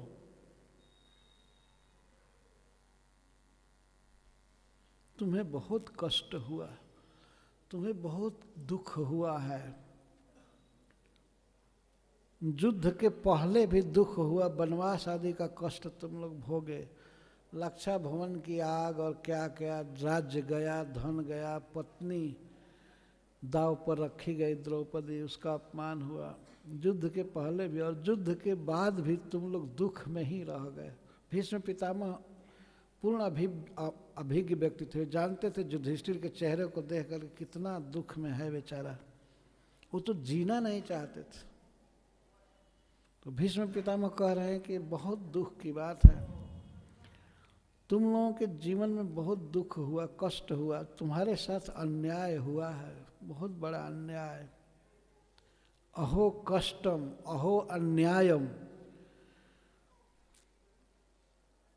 तुम लोग कभी भी दुख से जीने लायक नहीं हो, तुम्हारे जीवन में सुख होना चाहिए, लेकिन बहुत दुख हुआ। वास्तव में पांडवों पर इतनी विपत्ति आई कि उसकी कोई सीमा नहीं थी। भीष्म पितामह सब देखे थे, जानते थे, राजा द्वारा ही इनको दुख दिया जा रहा था, दुर्योधन आदि के द्वारा। विप्र धर्माच्युता शायद, तुम लोग ब्राह्मणों के और धर्म के और साक्षात स्वयं भगवान के आश्रय में रहते हो, फिर भी तुम लोगों को इतना कष्ट हुआ। कष्ट से जीने लायक नहीं हो। इस समय वे आश्वासन दे रहे हैं कि युधिष्ठिर, अब तो प्रसन्नता से तुमको जीना चाहिए, दुख से नहीं जीना चाहिए, क्योंकि बेटा तुम धर्म के, ब्राह्मणों के और स्वयं श्री कृष्ण के आश्रय में हो। अरे जो व्यक्ति धर्म के नियमों का पालन करे और जिस पर ब्राह्मणों की कृपा हो, गुरुजनों की, और इसके साथ ही साथ जिसे श्री कृष्ण का आश्रय प्राप्त हो, उसके लिए दुख कहाँ है।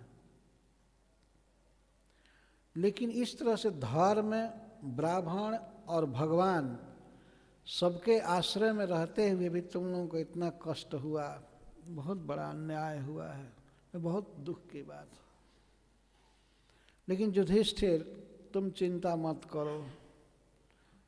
फिर उनका दुख है और कह रहे हैं, संस्थितेति रथे पांडव पृथा बाल प्रजा बधु जुष्मत कृते बहुन क्लेशन प्राप्ता तोकवती मुहु। आज भीष्म पितामह को याद आने लगा अपने बहू की बात, कुंती महारानी की, अपने पुत्र बधु। जब पांडु का निधन हो गया, तुम्हारे पिताजी का निधन हो गया, तो मैं देखा हूँ किस तरह से मेरी बहू पुत्र बधू कुंती दुख भोगी है। भीष्म पितामह के सामने ही सब हुआ था जो भी। तो इसलिए कहते संस्थिते अतिरथे पांडव, पांडु एक अतिरथी थे, महान योद्धा थे, राज्य उनका कमाया हुआ था, लेकिन उनके मृत्यु के बाद पृथा बाल प्रजा बधु, मेरी बधू पृथा कुंती बहुत दुख भोगी।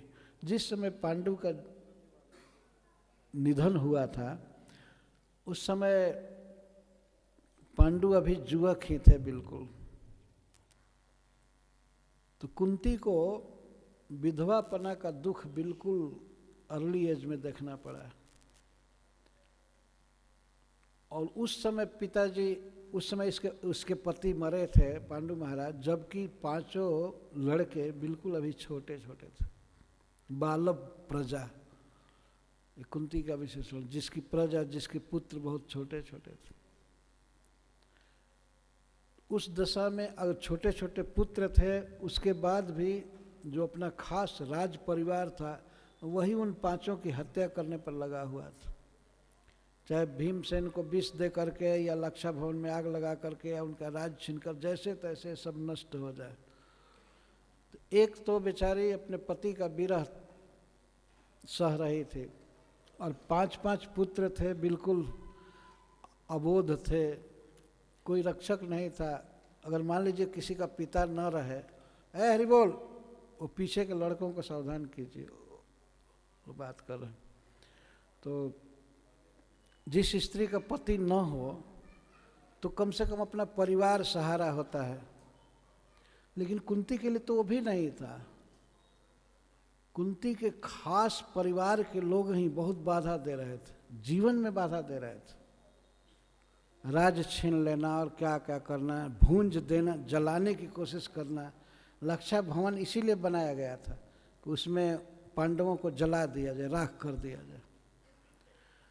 तो इस दशा में कुंती को कितना दुख उठाना पड़ा है। भीष्म पितामह आज बाण सज्जा पर कुरुक्षेत्र में पड़े पड़े उसकी याद कर रहे हैं कि संस्थिते रथे पांडव पृथा बाल प्रजा बधु जुष्मत कृते बहुन क्लेशन प्राप्ता तोकवती मुहु। जुष्मत कृते बहुन क्लेशन प्राप्त, तुम लोगों के लिए उसने बहुत कष्ट उठाया। और यहाँ तक कि जब तुम लोग सयाने हो गए, बड़े हो गए, उस समय भी बेचारी को सुख नहीं मिला। तोकवती का एक अर्थ है, बाल प्रजा और तोकवती एक ही शब्द, एक ही श्लोक में शब्द का प्रयोग किया जा रहा है। तो तोकवती, बड़े बड़े पुत्र हो गए फिर भी उसको कोई सुख नहीं हुआ। फिर वनवास का दुख, राजहरण का दुख, इसके बाद अनेक महारथियों के साथ युद्ध, नाना प्रकार का कष्ट, उसमें कई स्वजन मारे गए। लेकिन बेटा सत्य है कि तुम इसमें कारण नहीं हो युधिष्ठिर। जो कुछ भी हुआ युद्ध आदि में, या इनको जो कुछ कष्ट हुआ कुंती को और तुम लोगों को, सर्वम काल कृतम मन्ने भवताम च जद प्रियम सपालो जद बसे लोको बायो रिव घनावली।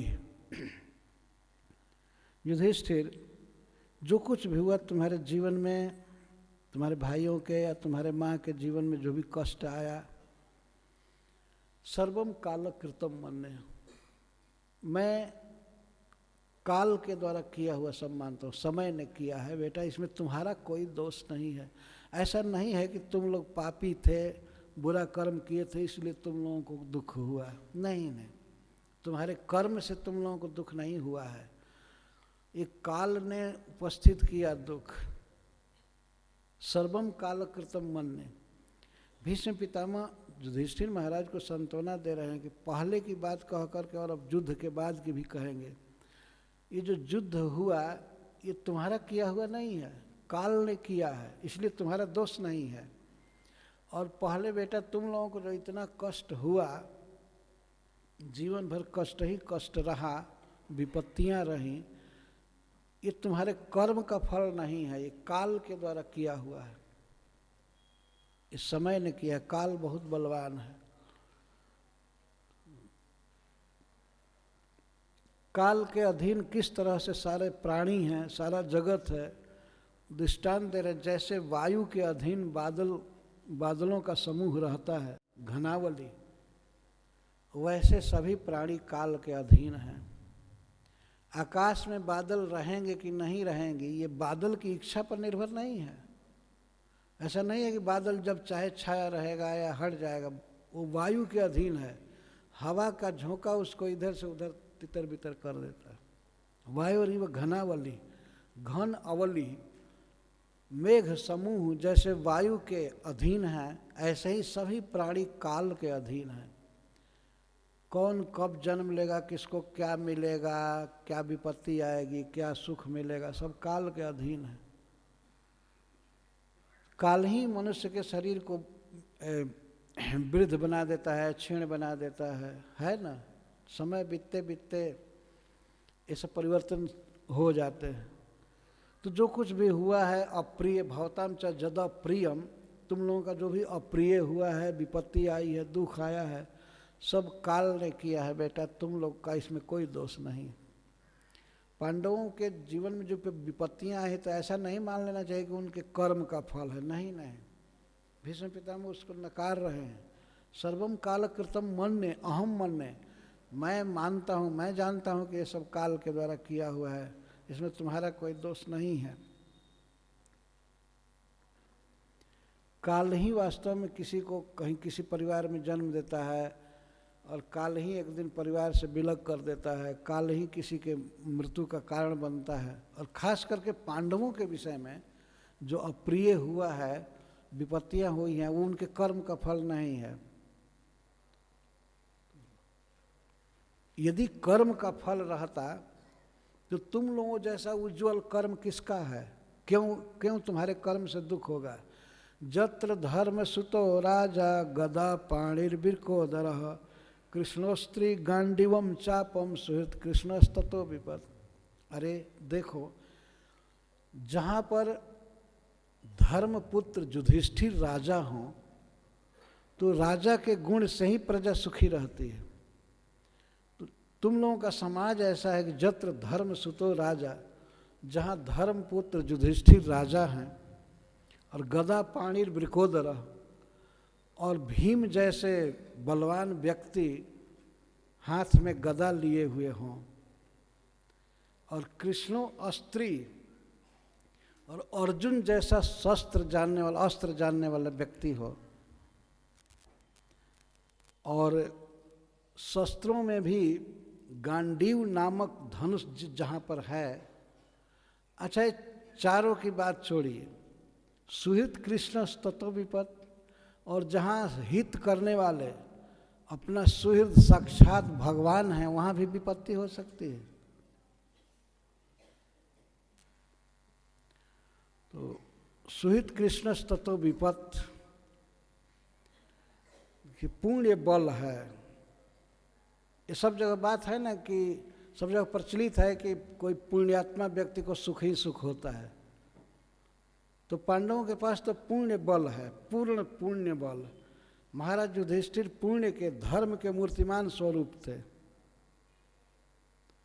अरे जो एक बार झूठ भी नहीं बोले उसका कितना बड़ा पुण्य है। भगवान के कहने से उन्होंने एक बार झूठ बोला तो उनका रथ नीचे चलने लगा। यद्यपि भगवान की इच्छा से ही सब कुछ हुआ कि झूठ नहीं बोले। जहाँ पर ऐसे बड़े धर्मात्मा राजा हो तो राजा के डायरेक्शन में और सब धर्मात्मा ही होंगे। तो जहाँ युधिष्ठिर जैसा धर्मात्मा व्यक्ति राजा हो,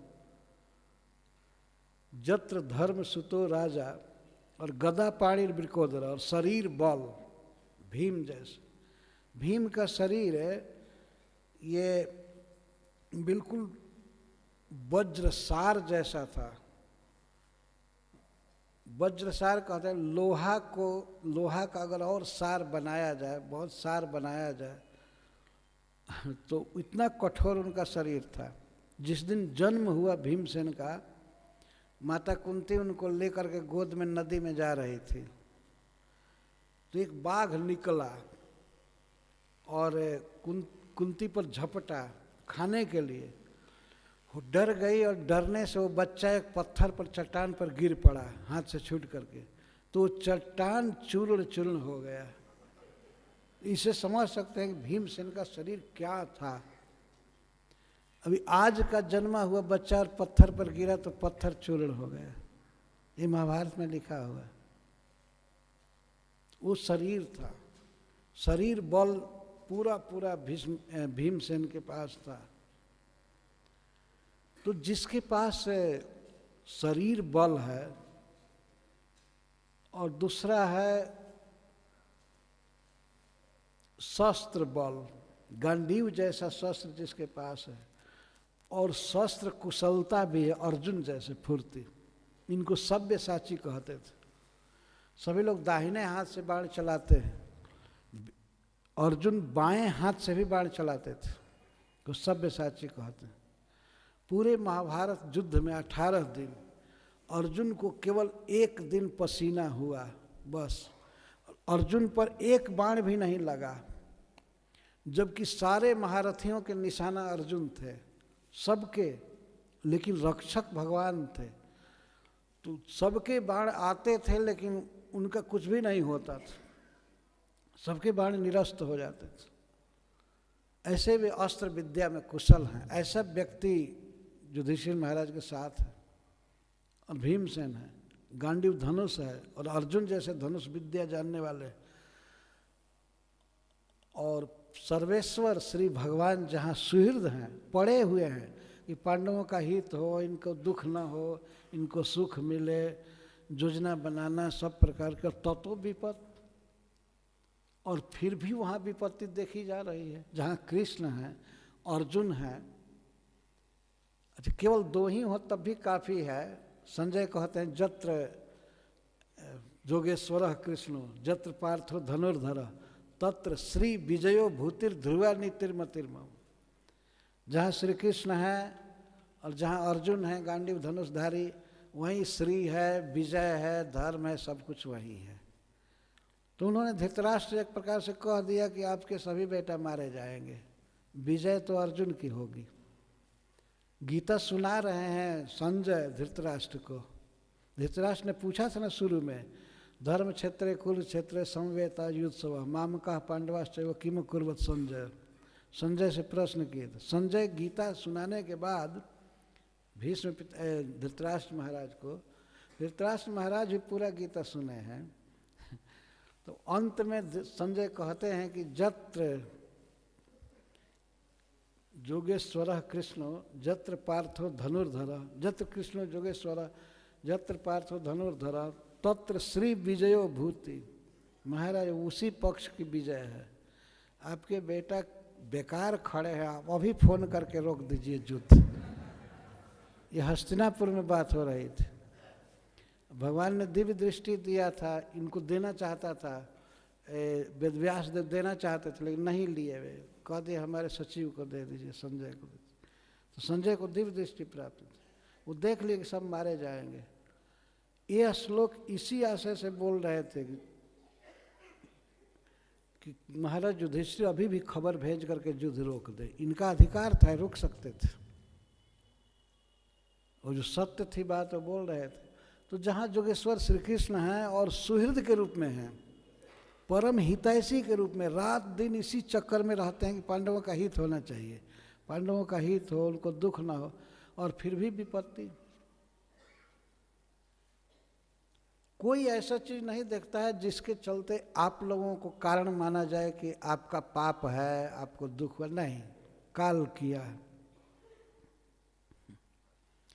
तो इस पर प्रश्न उठता है कि अरे, तो क्या काल भी भगवान श्री कृष्ण पर अधिकार रखता है?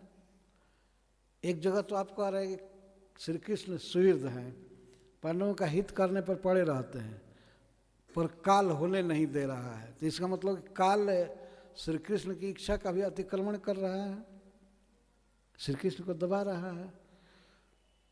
तब भीष्म पितामह कहते हैं नहीं बेटा, ऐसी बात नहीं। बेटा नहीं कह रहे हैं, राजा के रूप में ही संबोधन कर रहे हैं। मैं कर दिया पहले स्वाभाविक, लेकिन भीष्म पितामह युधिष्ठिर महाराज को हमेशा राजा संबोधन कर रहे हैं। न यस्य कर हिचिद राजन पुमान वेद विधित सितम यद विजिज्ञासया युक्ता मुह्यंती कवयोपि। हे राजन, हे राजा युधिष्ठिर,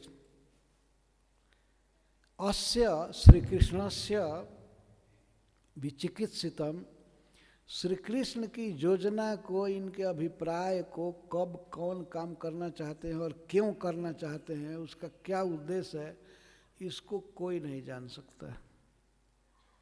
इसका मतलब है कि काल के भी काल श्री कृष्ण है, भीष्म पितामह कह रहे हैं।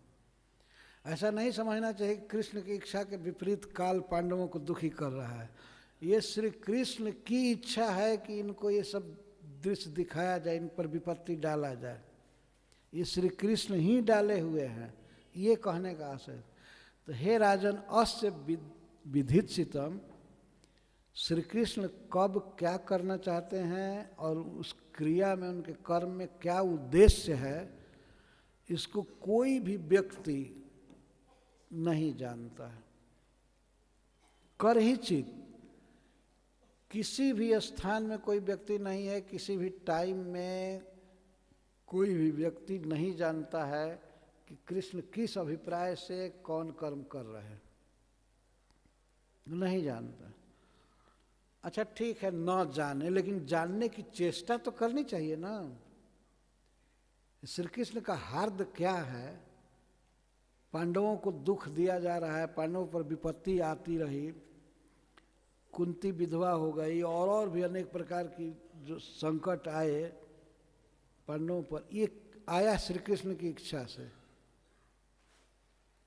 क्यों ऐसी श्री कृष्ण इच्छा की है, इसको कोई नहीं जान सकता है, और जानने की कोशिश किया तो भ्रम में पड़ जाएगा। ये कोशिश भी ना किया जाए। भीष्म पितामह कह रहे हैं भाई कोई चीज़, किसी चीज़ को कोई नहीं जानता है तो जानने की इच्छा तो करनी चाहिए ना। तो कहते हैं जद विजिज्ञासया युक्ता मुह्यंति कवयोपि। बड़े बड़े विद्वान भी यदि श्री कृष्ण के प्रयोजन को जानने की चेष्टा करेंगे तो भ्रम में पड़ जाएंगे। ये बेकार है जानने की इच्छा करना। कृष्ण जो कहते हैं वो करना चाहिए। भीष्म पितामह के कहने का आशय ये है, कृष्ण कब क्या करना चाहते हैं। अब प्रहलाद महाराज पर इतनी विपत्ति डलवाए हिरण्यकश्यप के द्वारा, अब क्या इनकी इच्छा है, क्यों करना चाहते हैं, इसको जानने की चेष्टा नहीं करनी चाहिए, बस उनकी लीला कहानी सुननी चाहिए। ये कोशिश नहीं करना चाहिए कि क्यों ऐसा किए, क्यों ऐसा कर रहे हैं। भगवान अपने कभी कभी प्रिय भक्तों के साथ भी ऐसी स्थिति उत्पन्न कर देते हैं कि भक्त घबराने लगता है, क्या कृष्ण ध्यान नहीं दे रहे हैं या हमारी विपत्ति को समझ नहीं रहे हैं।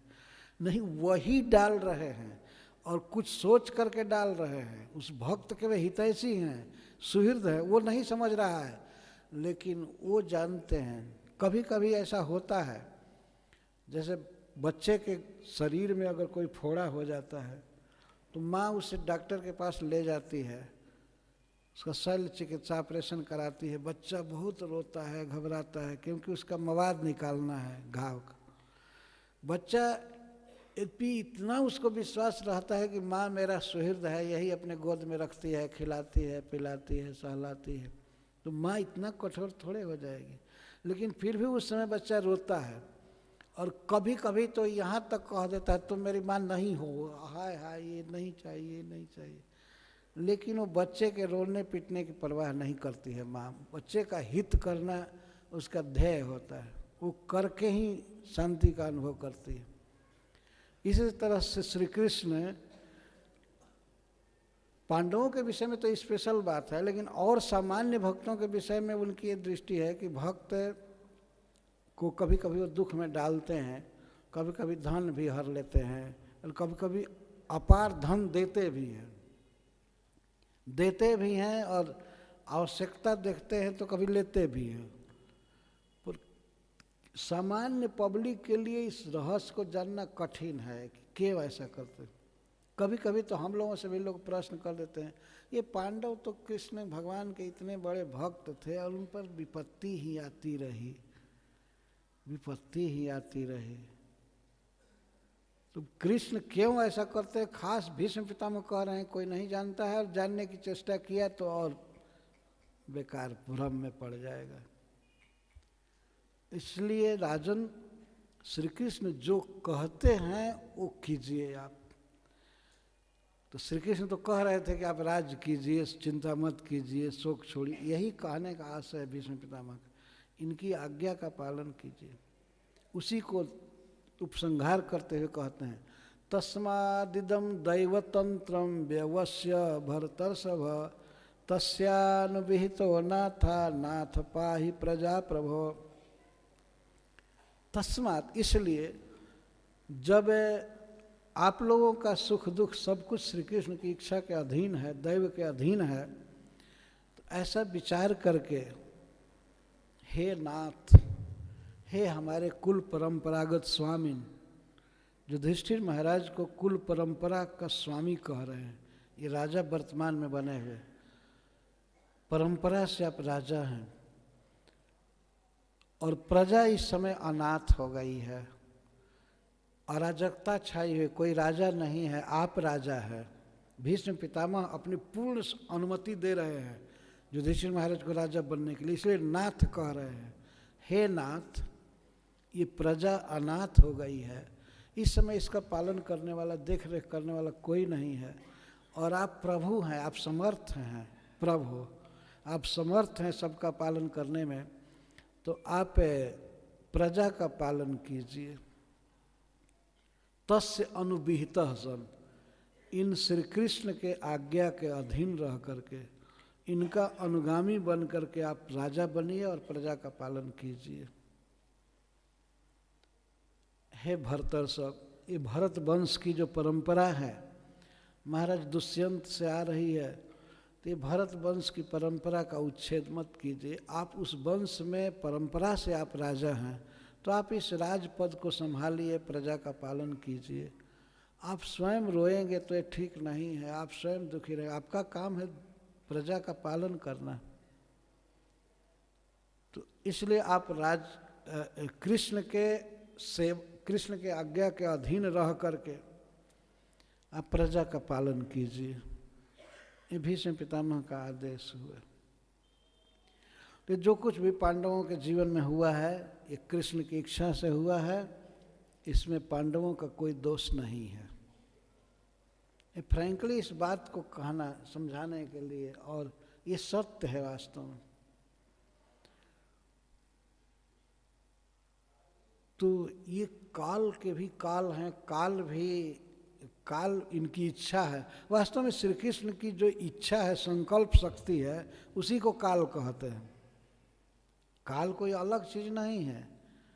तो इसी को खोल करके भीष्म पितामह अब कह रहे हैं, क्यों श्री कृष्ण का अनुगत बना जाए, कृष्ण की इच्छा ही सर्वोपरि है। तो कहते हैं ये कृष्ण जो हमारे मामा के लड़के हैं, वसुदेव जी के लड़के हैं, मान लिया अगर युधिष्ठिर महाराज कहें, इनकी इच्छा से सारी दुनिया चल रही है, सब इनके अधीन है। तब भीष्म पितामह कहते हैं, एष वै भगवान साक्षात आद्यो नारायण पुमान मोहयन माया लोकम गूढ़श्चरति वृष्णिषु। हे महाराज, एष वै, ये श्री कृष्ण, चाहे जिधर भगवान बैठे हैं, उस तरफ उंगली करके कह रहे हैं, ये श्री कृष्ण, ये साक्षात भगवान है, ये स्वयं भगवान है। ये सब वही साक्षात, ये सब वही भगवान साक्षात।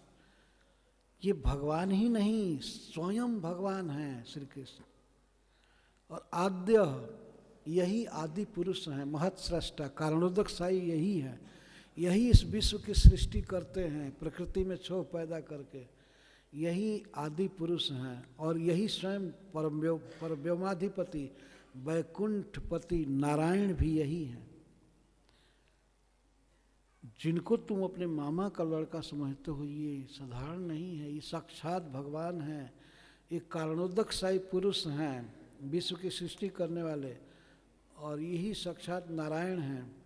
मोहियन माया लोकम, इन लोगों को मोहित करते हुए यादवों में विचरण कर रहे हैं। ये कोई मनुष्य नहीं है महाराज, ये साक्षात भगवान। देखिए कृष्ण तत्व पर प्रवचन, सारे ऋषि मुनि बैठे हैं। महाराज युधिष्ठिर का शोक निवारण करना चाहते हैं ये, लेकिन जो स्वभाव है भक्त का, वो तो सभा में खुल ही गया। ऐसा वही भगवान साक्षात आद्यो नारायण पुमान। जिस समय श्री कृष्ण प्रकट थे इस पृथ्वी पर, उसी समय संसार के जितने भी बड़े बड़े लोग थे समझ गए कि ये भगवान है, समझ गए कि भगवान है। और आजकल के बुद्धू लोग ये सब गीता आदि पढ़ कर के भी नहीं समझ पाते। जैसे कि ऐसे है, हम ही लोग जैसे एक व्यक्ति थे, उनको कुछ लोगों ने भगवान कह दिया, अरे शैतान साला, इस तरह की बात बोलने वाला। अरे कुछ पढ़ो तो, कुछ पढ़ो, कुछ सुनो बड़े लोगों से। वहाँ बैठे हुए सभा में एक से एक महान लोग हैं। स्वर्ग से आए हुए बृहस्पति जी हैं, वशिष्ठ हैं, गुरुदेव, भगवान परशुराम हैं, सब लोग बैठे उनके बीच में कह रहे स्वयं भगवान है, साक्षात भगवान है, महत सृष्टा कारणोदक साई पुरुष हैं जो विश्व की सृष्टि करते हैं, और यही नारायण हैं। अपनी माया से लोगों को मोहित करते हुए जादव बन करके जादवों में संबंध विशेष से भ्रमण कर रहे हैं। किसी के पिता बने हुए हैं, किसी के पुत्र बने हुए हैं, वसुदेव जी के पुत्र बने हुए हैं, किसी के मित्र बने हुए हैं। वृषलिषु चरति, गूढ़स चरति, छिप करके, ये छिप कर किसी के साथ किसी का आदर कर रहे हैं, किसी का आदर ले रहे हैं, किसी से प्रेम कर रहे हैं। इस तरह अनेक व्यवहार में, अनेक संबंधों में श्री कृष्ण विचरण कर रहे हैं, जदुवंशियों में। लेकिन महाराज ये साक्षात भगवान है। इस तरह उस सभा में बैठ इसी बोल रहे हैं, तो यही बात सुनने के लिए कृष्ण के विषय में सारे ऋषि मुनि जुटे हुए हैं। जो कृष्ण को जानता है उसी का बोलना ठीक है ना। तो श्री कृष्ण के इस प्रभुता को, महत्ता को, भगवत्ता को जो जानता है, जिसका बहुत बड़ा अनुभव है, बड़े बड़े ऋषियों का संग किया था उन्होंने, और ये वसुत्तम, समस्त वसुओं में श्रेष्ठ है, देवता हैं भीष्म पितामह। इस पूर्ववंश में उन्होंने जन्म लिया है, लेकिन भगवान के प्रति जो उनका प्रेम है, भक्ति है, वो तो जा नहीं सकता। यद्यपि भगवान से विपक्ष में लड़े हैं, कौरव पक्ष से लड़े हैं, अर्जुन के विपक्ष से, लेकिन फिर भी भगवान के परम प्रिय हैं। तब तो इनको शरीर त्यागते समय भगवान दर्शन दिए। तो कृष्ण को इस तरह से जानते हैं। ये सवै भगवान साक्षात् आद्यो नारायण पुमान, मोहयन माया लोकम गूढ़श्चरति वृषलिषु। ये छिप करके भ्रमण कर रहे हैं, पर पहचानने वाले तो पहचान ही जाते हैं कि ये साक्षात भगवान है। अभी श्री कृष्ण पृथ्वी पर प्रकट थे, तब सारे ऋषि मुनि जुट करके उनको कह रहे हैं भगवान। स्वर्ग से आए हुए सब लोग, पाताल से आए हुए, इस पृथ्वी से आए हुए राजर्षिगण, सब कह रहे हैं कि ये भगवान है, भगवान है। किसी का कोई प्रतिवाद नहीं था, सबने स्वीकार किया आनंद के साथ। तो आज के युग में अगर यदि कोई व्यक्ति कृष्ण के बारे में ऐसा बोलता है तो ठीक है, बोले, गीता से बोले, भागवत से बोले, जो सुखदेव गोस्वामी बोले हैं, जो भगवान बोले हैं, और नहीं तो क्यों बोलेगा, बकवास क्यों करेगा। यदि नहीं बोलने आता है तो बोलना नहीं चाहिए वास्तव में, और सुनना भी नहीं चाहिए। श्री कृष्ण को जो स्वयं भगवान परब्रह्म परमात्मा के रूप में स्वीकार करे, उसी का प्रवचन सुनना चाहिए, नहीं तो नहीं। वैसे सुनने वाले को भी पाप लगेगा। कोई कृष्ण को जानता नहीं है और अटपटांग बोले। भीष्म पितामह जानते हैं भगवान को, नारद जी जानते हैं, वशिष्ठ जी जानते हैं, भगवान परशुराम जानते हैं। ये लोग वहाँ जुट करके कृष्ण के विषय में बात कर रहे हैं। अस्यानुभावम भगवान वेद गुह्यतमम शिव, देवर्षिर नारद साक्षात भगवान कपिल नृप। हे महाराज युधिष्ठिर, इनके विषय में, इनके अनुभव को साक्षात भगवान शिव जानते हैं। इनका अनुभव गुह्यतम है। इनके बारे में, इनके अनुभव को ठीक ठीक अगर कोई जानता है तो है भगवान शिव और भगवान नारद और भगवान कपिल। ये जानते हैं कृष्ण के विषय में ठीक ठीक अनुभव। हृदय में जो भाव है उसको प्रकट करने वाले जो लक्षण हैं उसको अनुभाव कहते हैं। भाव को प्रकट करने वाले जो क्रियाएं हैं, मुद्रा है, उसको अनुभाव कहते हैं। भक्ति रसामृत सिंधु में रूप गोस्वामी पाद जी ने बताया है, जैसे कृष्ण के प्रति किसी का भाव है तो वो कृष्ण की याद करके उसके आंखों में आंसू आता है, रोमांच होता है, वाणी गदगद हो जाती है, कुछ बोलता है कृष्ण के विषय में, सुनता है, उसके शरीर में जो विकार होते हैं वाणी में, इसको अनुभाव कहा जाता है। तो श्री कृष्ण के अनुभाव को देवर्षि नारद जी जानते हैं और भगवान शिव जानते हैं और भगवान कपिल देव जानते हैं। इस तरह संसार के जो सबसे महान लोग हैं वे कृष्ण के अनुभाव को जानते। अनुभाव का क्या अर्थ है कि महाराज आप लोगों के जीवन में जो दुख आया है तो श्री कृष्ण का जो परम प्रेम है आपके प्रति, इससे आया है और इसका साक्षात्कार आपकी माँ ने किया है। या आप लोगों को है कि श्री कृष्ण कितना मानते हैं, तब तो इन विपत्तियों को ही कुंती महारानी मांग रही थी। वो तो कभी भी दुख नहीं मानी, उसको आनंद आ रहा था कि इस विपत्ति दे करके और तुरंत ही रक्षा करना, ये भगवान का अनुभव है। द्रौपदी के प्रति इतना स्नेह है भगवान का कि उसे भरी सभा में नग्न नहीं होने दिए। तो दुशासन और दुर्योधन के हृदय में दुर्भावना पैदा करके वस्त्र हरण कराना और इसके बाद वस्त्र घटने नहीं देना, बढ़ा देना, इसको अनुभाव कहते हैं। भगवान का भाव है अपने भक्तों के प्रति, तब तो वे विपत्तियों से बचा रहे हैं। लक्षा भवन में आग लगाना बहुत अच्छा था क्योंकि भगवान ने बचाया। अगर आग लगी ही नहीं होती तो भगवान का अनुभाव का पता नहीं चलता। भक्तों के प्रति कितना स्नेह है कृष्ण का, इसका पता नहीं चलता। कि इंद्र की वर्षा होने लगी ब्रज में तो भगवान अपने ब्रजवासियों की रक्षा के लिए पहाड़ उठा लिए। यह है अनुभाव। भगवान कितना स्नेह करते हैं अपने भक्तों से, इसको तो भगवान शिव जानते हैं और भगवान कपिल देव जानते हैं और देवर्षि नारद जानते हैं। भीष्म पितामह बोल, देवर्षि नारद वहीं बैठे हुए हैं और उनके सामने ही कह रहे हैं, अस्या अनुभावम भगवान वेद गुह्यतमम शिव देवर्षि नारद साक्षात भगवान कपिलो नृप। ये लोग जानते हैं। तो भगवान का अनुभाव है। भीष्म पितामह ये कहना चाहते हैं कि महाराज, जितना प्रेम आप लोगों पर भगवान ने किया है उतना शायद ही किसी पर किए होंगे। ऐसे कहने के लिए भगवान की राजधानी, भगवान का गांव द्वारका है, लेकिन वे रहते थे हस्तिनापुर में ही, पांडवों के साथ ही ज़्यादा रहते थे। कभी कभी भगवान की पत्नियां अर्जुन के प्रति बहुत रंज होती थी।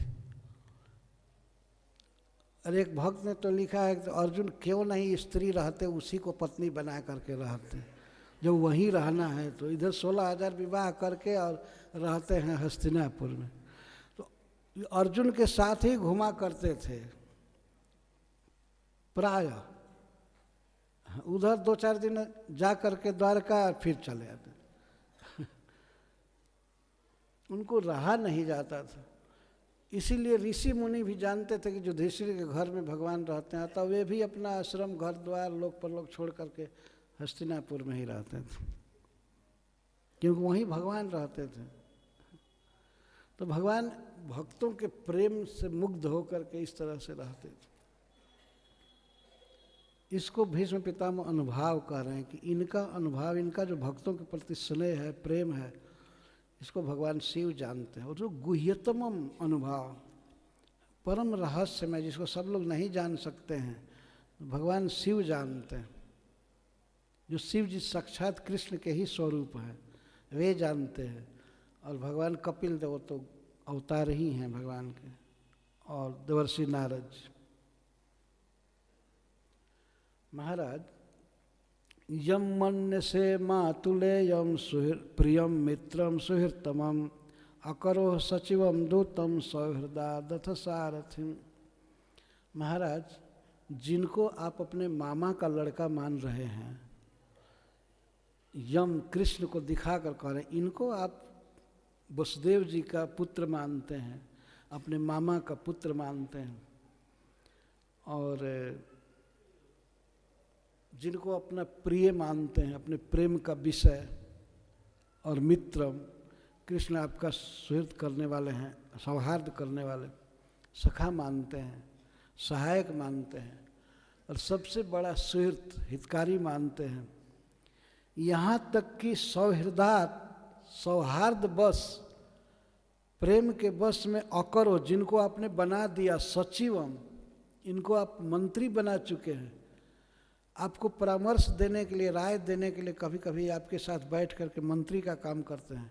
और यहाँ तक कि दूतम, सचिव तो बनाए ही आपने, दूत तक बनाया इनको, संधि दूत बनाया। दूत का मतलब वार्ता ढोने वाला, कोई संदेश ले जाने वाला, यहाँ तक बनाया आपने। अकरो मैंने किया, जिनको आप मामा का लड़का मानते हैं, अपने प्रेम का विषय मानते हैं, जिनको सहायक मानते हैं और परम परोपकारी मानते हैं, यहाँ तक कि सौहार्दवश जिनको आपने अपना सचिव बनाया, दूत बनाया, यहाँ तक कि सारथी तक, रथ का ड्राइवर बनाया। अरे ये साक्षात भगवान हैं। पर आपके अनुभाव, आपके स्नेह के बस में ये सब कुछ कर रहे हैं। यही तो इनका अनुभाव है, अपने भक्तों के प्रति प्रेम है। तो आपका ये दूत तक बने, आपका सारथी बने हुए हैं और मित्र, और सभा लगती है तो किस बात में हित है, क्या करना चाहिए, श्री कृष्ण सचिव बन जाते हैं कि ये करना चाहिए, ये करना चाहिए, ऐसे करना चाहिए, करना चाहिए। कई बार ऐसा हुआ है, पांडवों के सचिव बन करके उनको राय देते हैं या सुनते हैं, फिर दूत बन जाते हैं, और तो और ड्राइवर का काम करते हैं, रथ का ड्राइविंग करते हैं, सारथी बनते हैं। तो महाराज युधिष्ठिर ने मान लीजिए ये बात पूछा कि पितामह ये बात समझ में आती है कि हमने श्री कृष्ण को अपने मामा का लड़का समझा, अपना मित्र समझा, अपना सुहृद समझा, जो कुछ समझा, लेकिन ये भगवान कैसे मानेंगे कि ये हमारे फूफा के लड़के हैं? हम लोगों के प्रति इनका कैसे भाव होगा? ये तो ईश्वर हैं, साक्षात भगवान हैं। तो भीष्म पितामह कहते हैं कि ये सब भाव करने से इनमें कोई अंतर नहीं होता है, ये सम है, समदृष्टि है सब तरह से। कोई छोटा काम करने से कृष्ण छोटा नहीं हो जाते।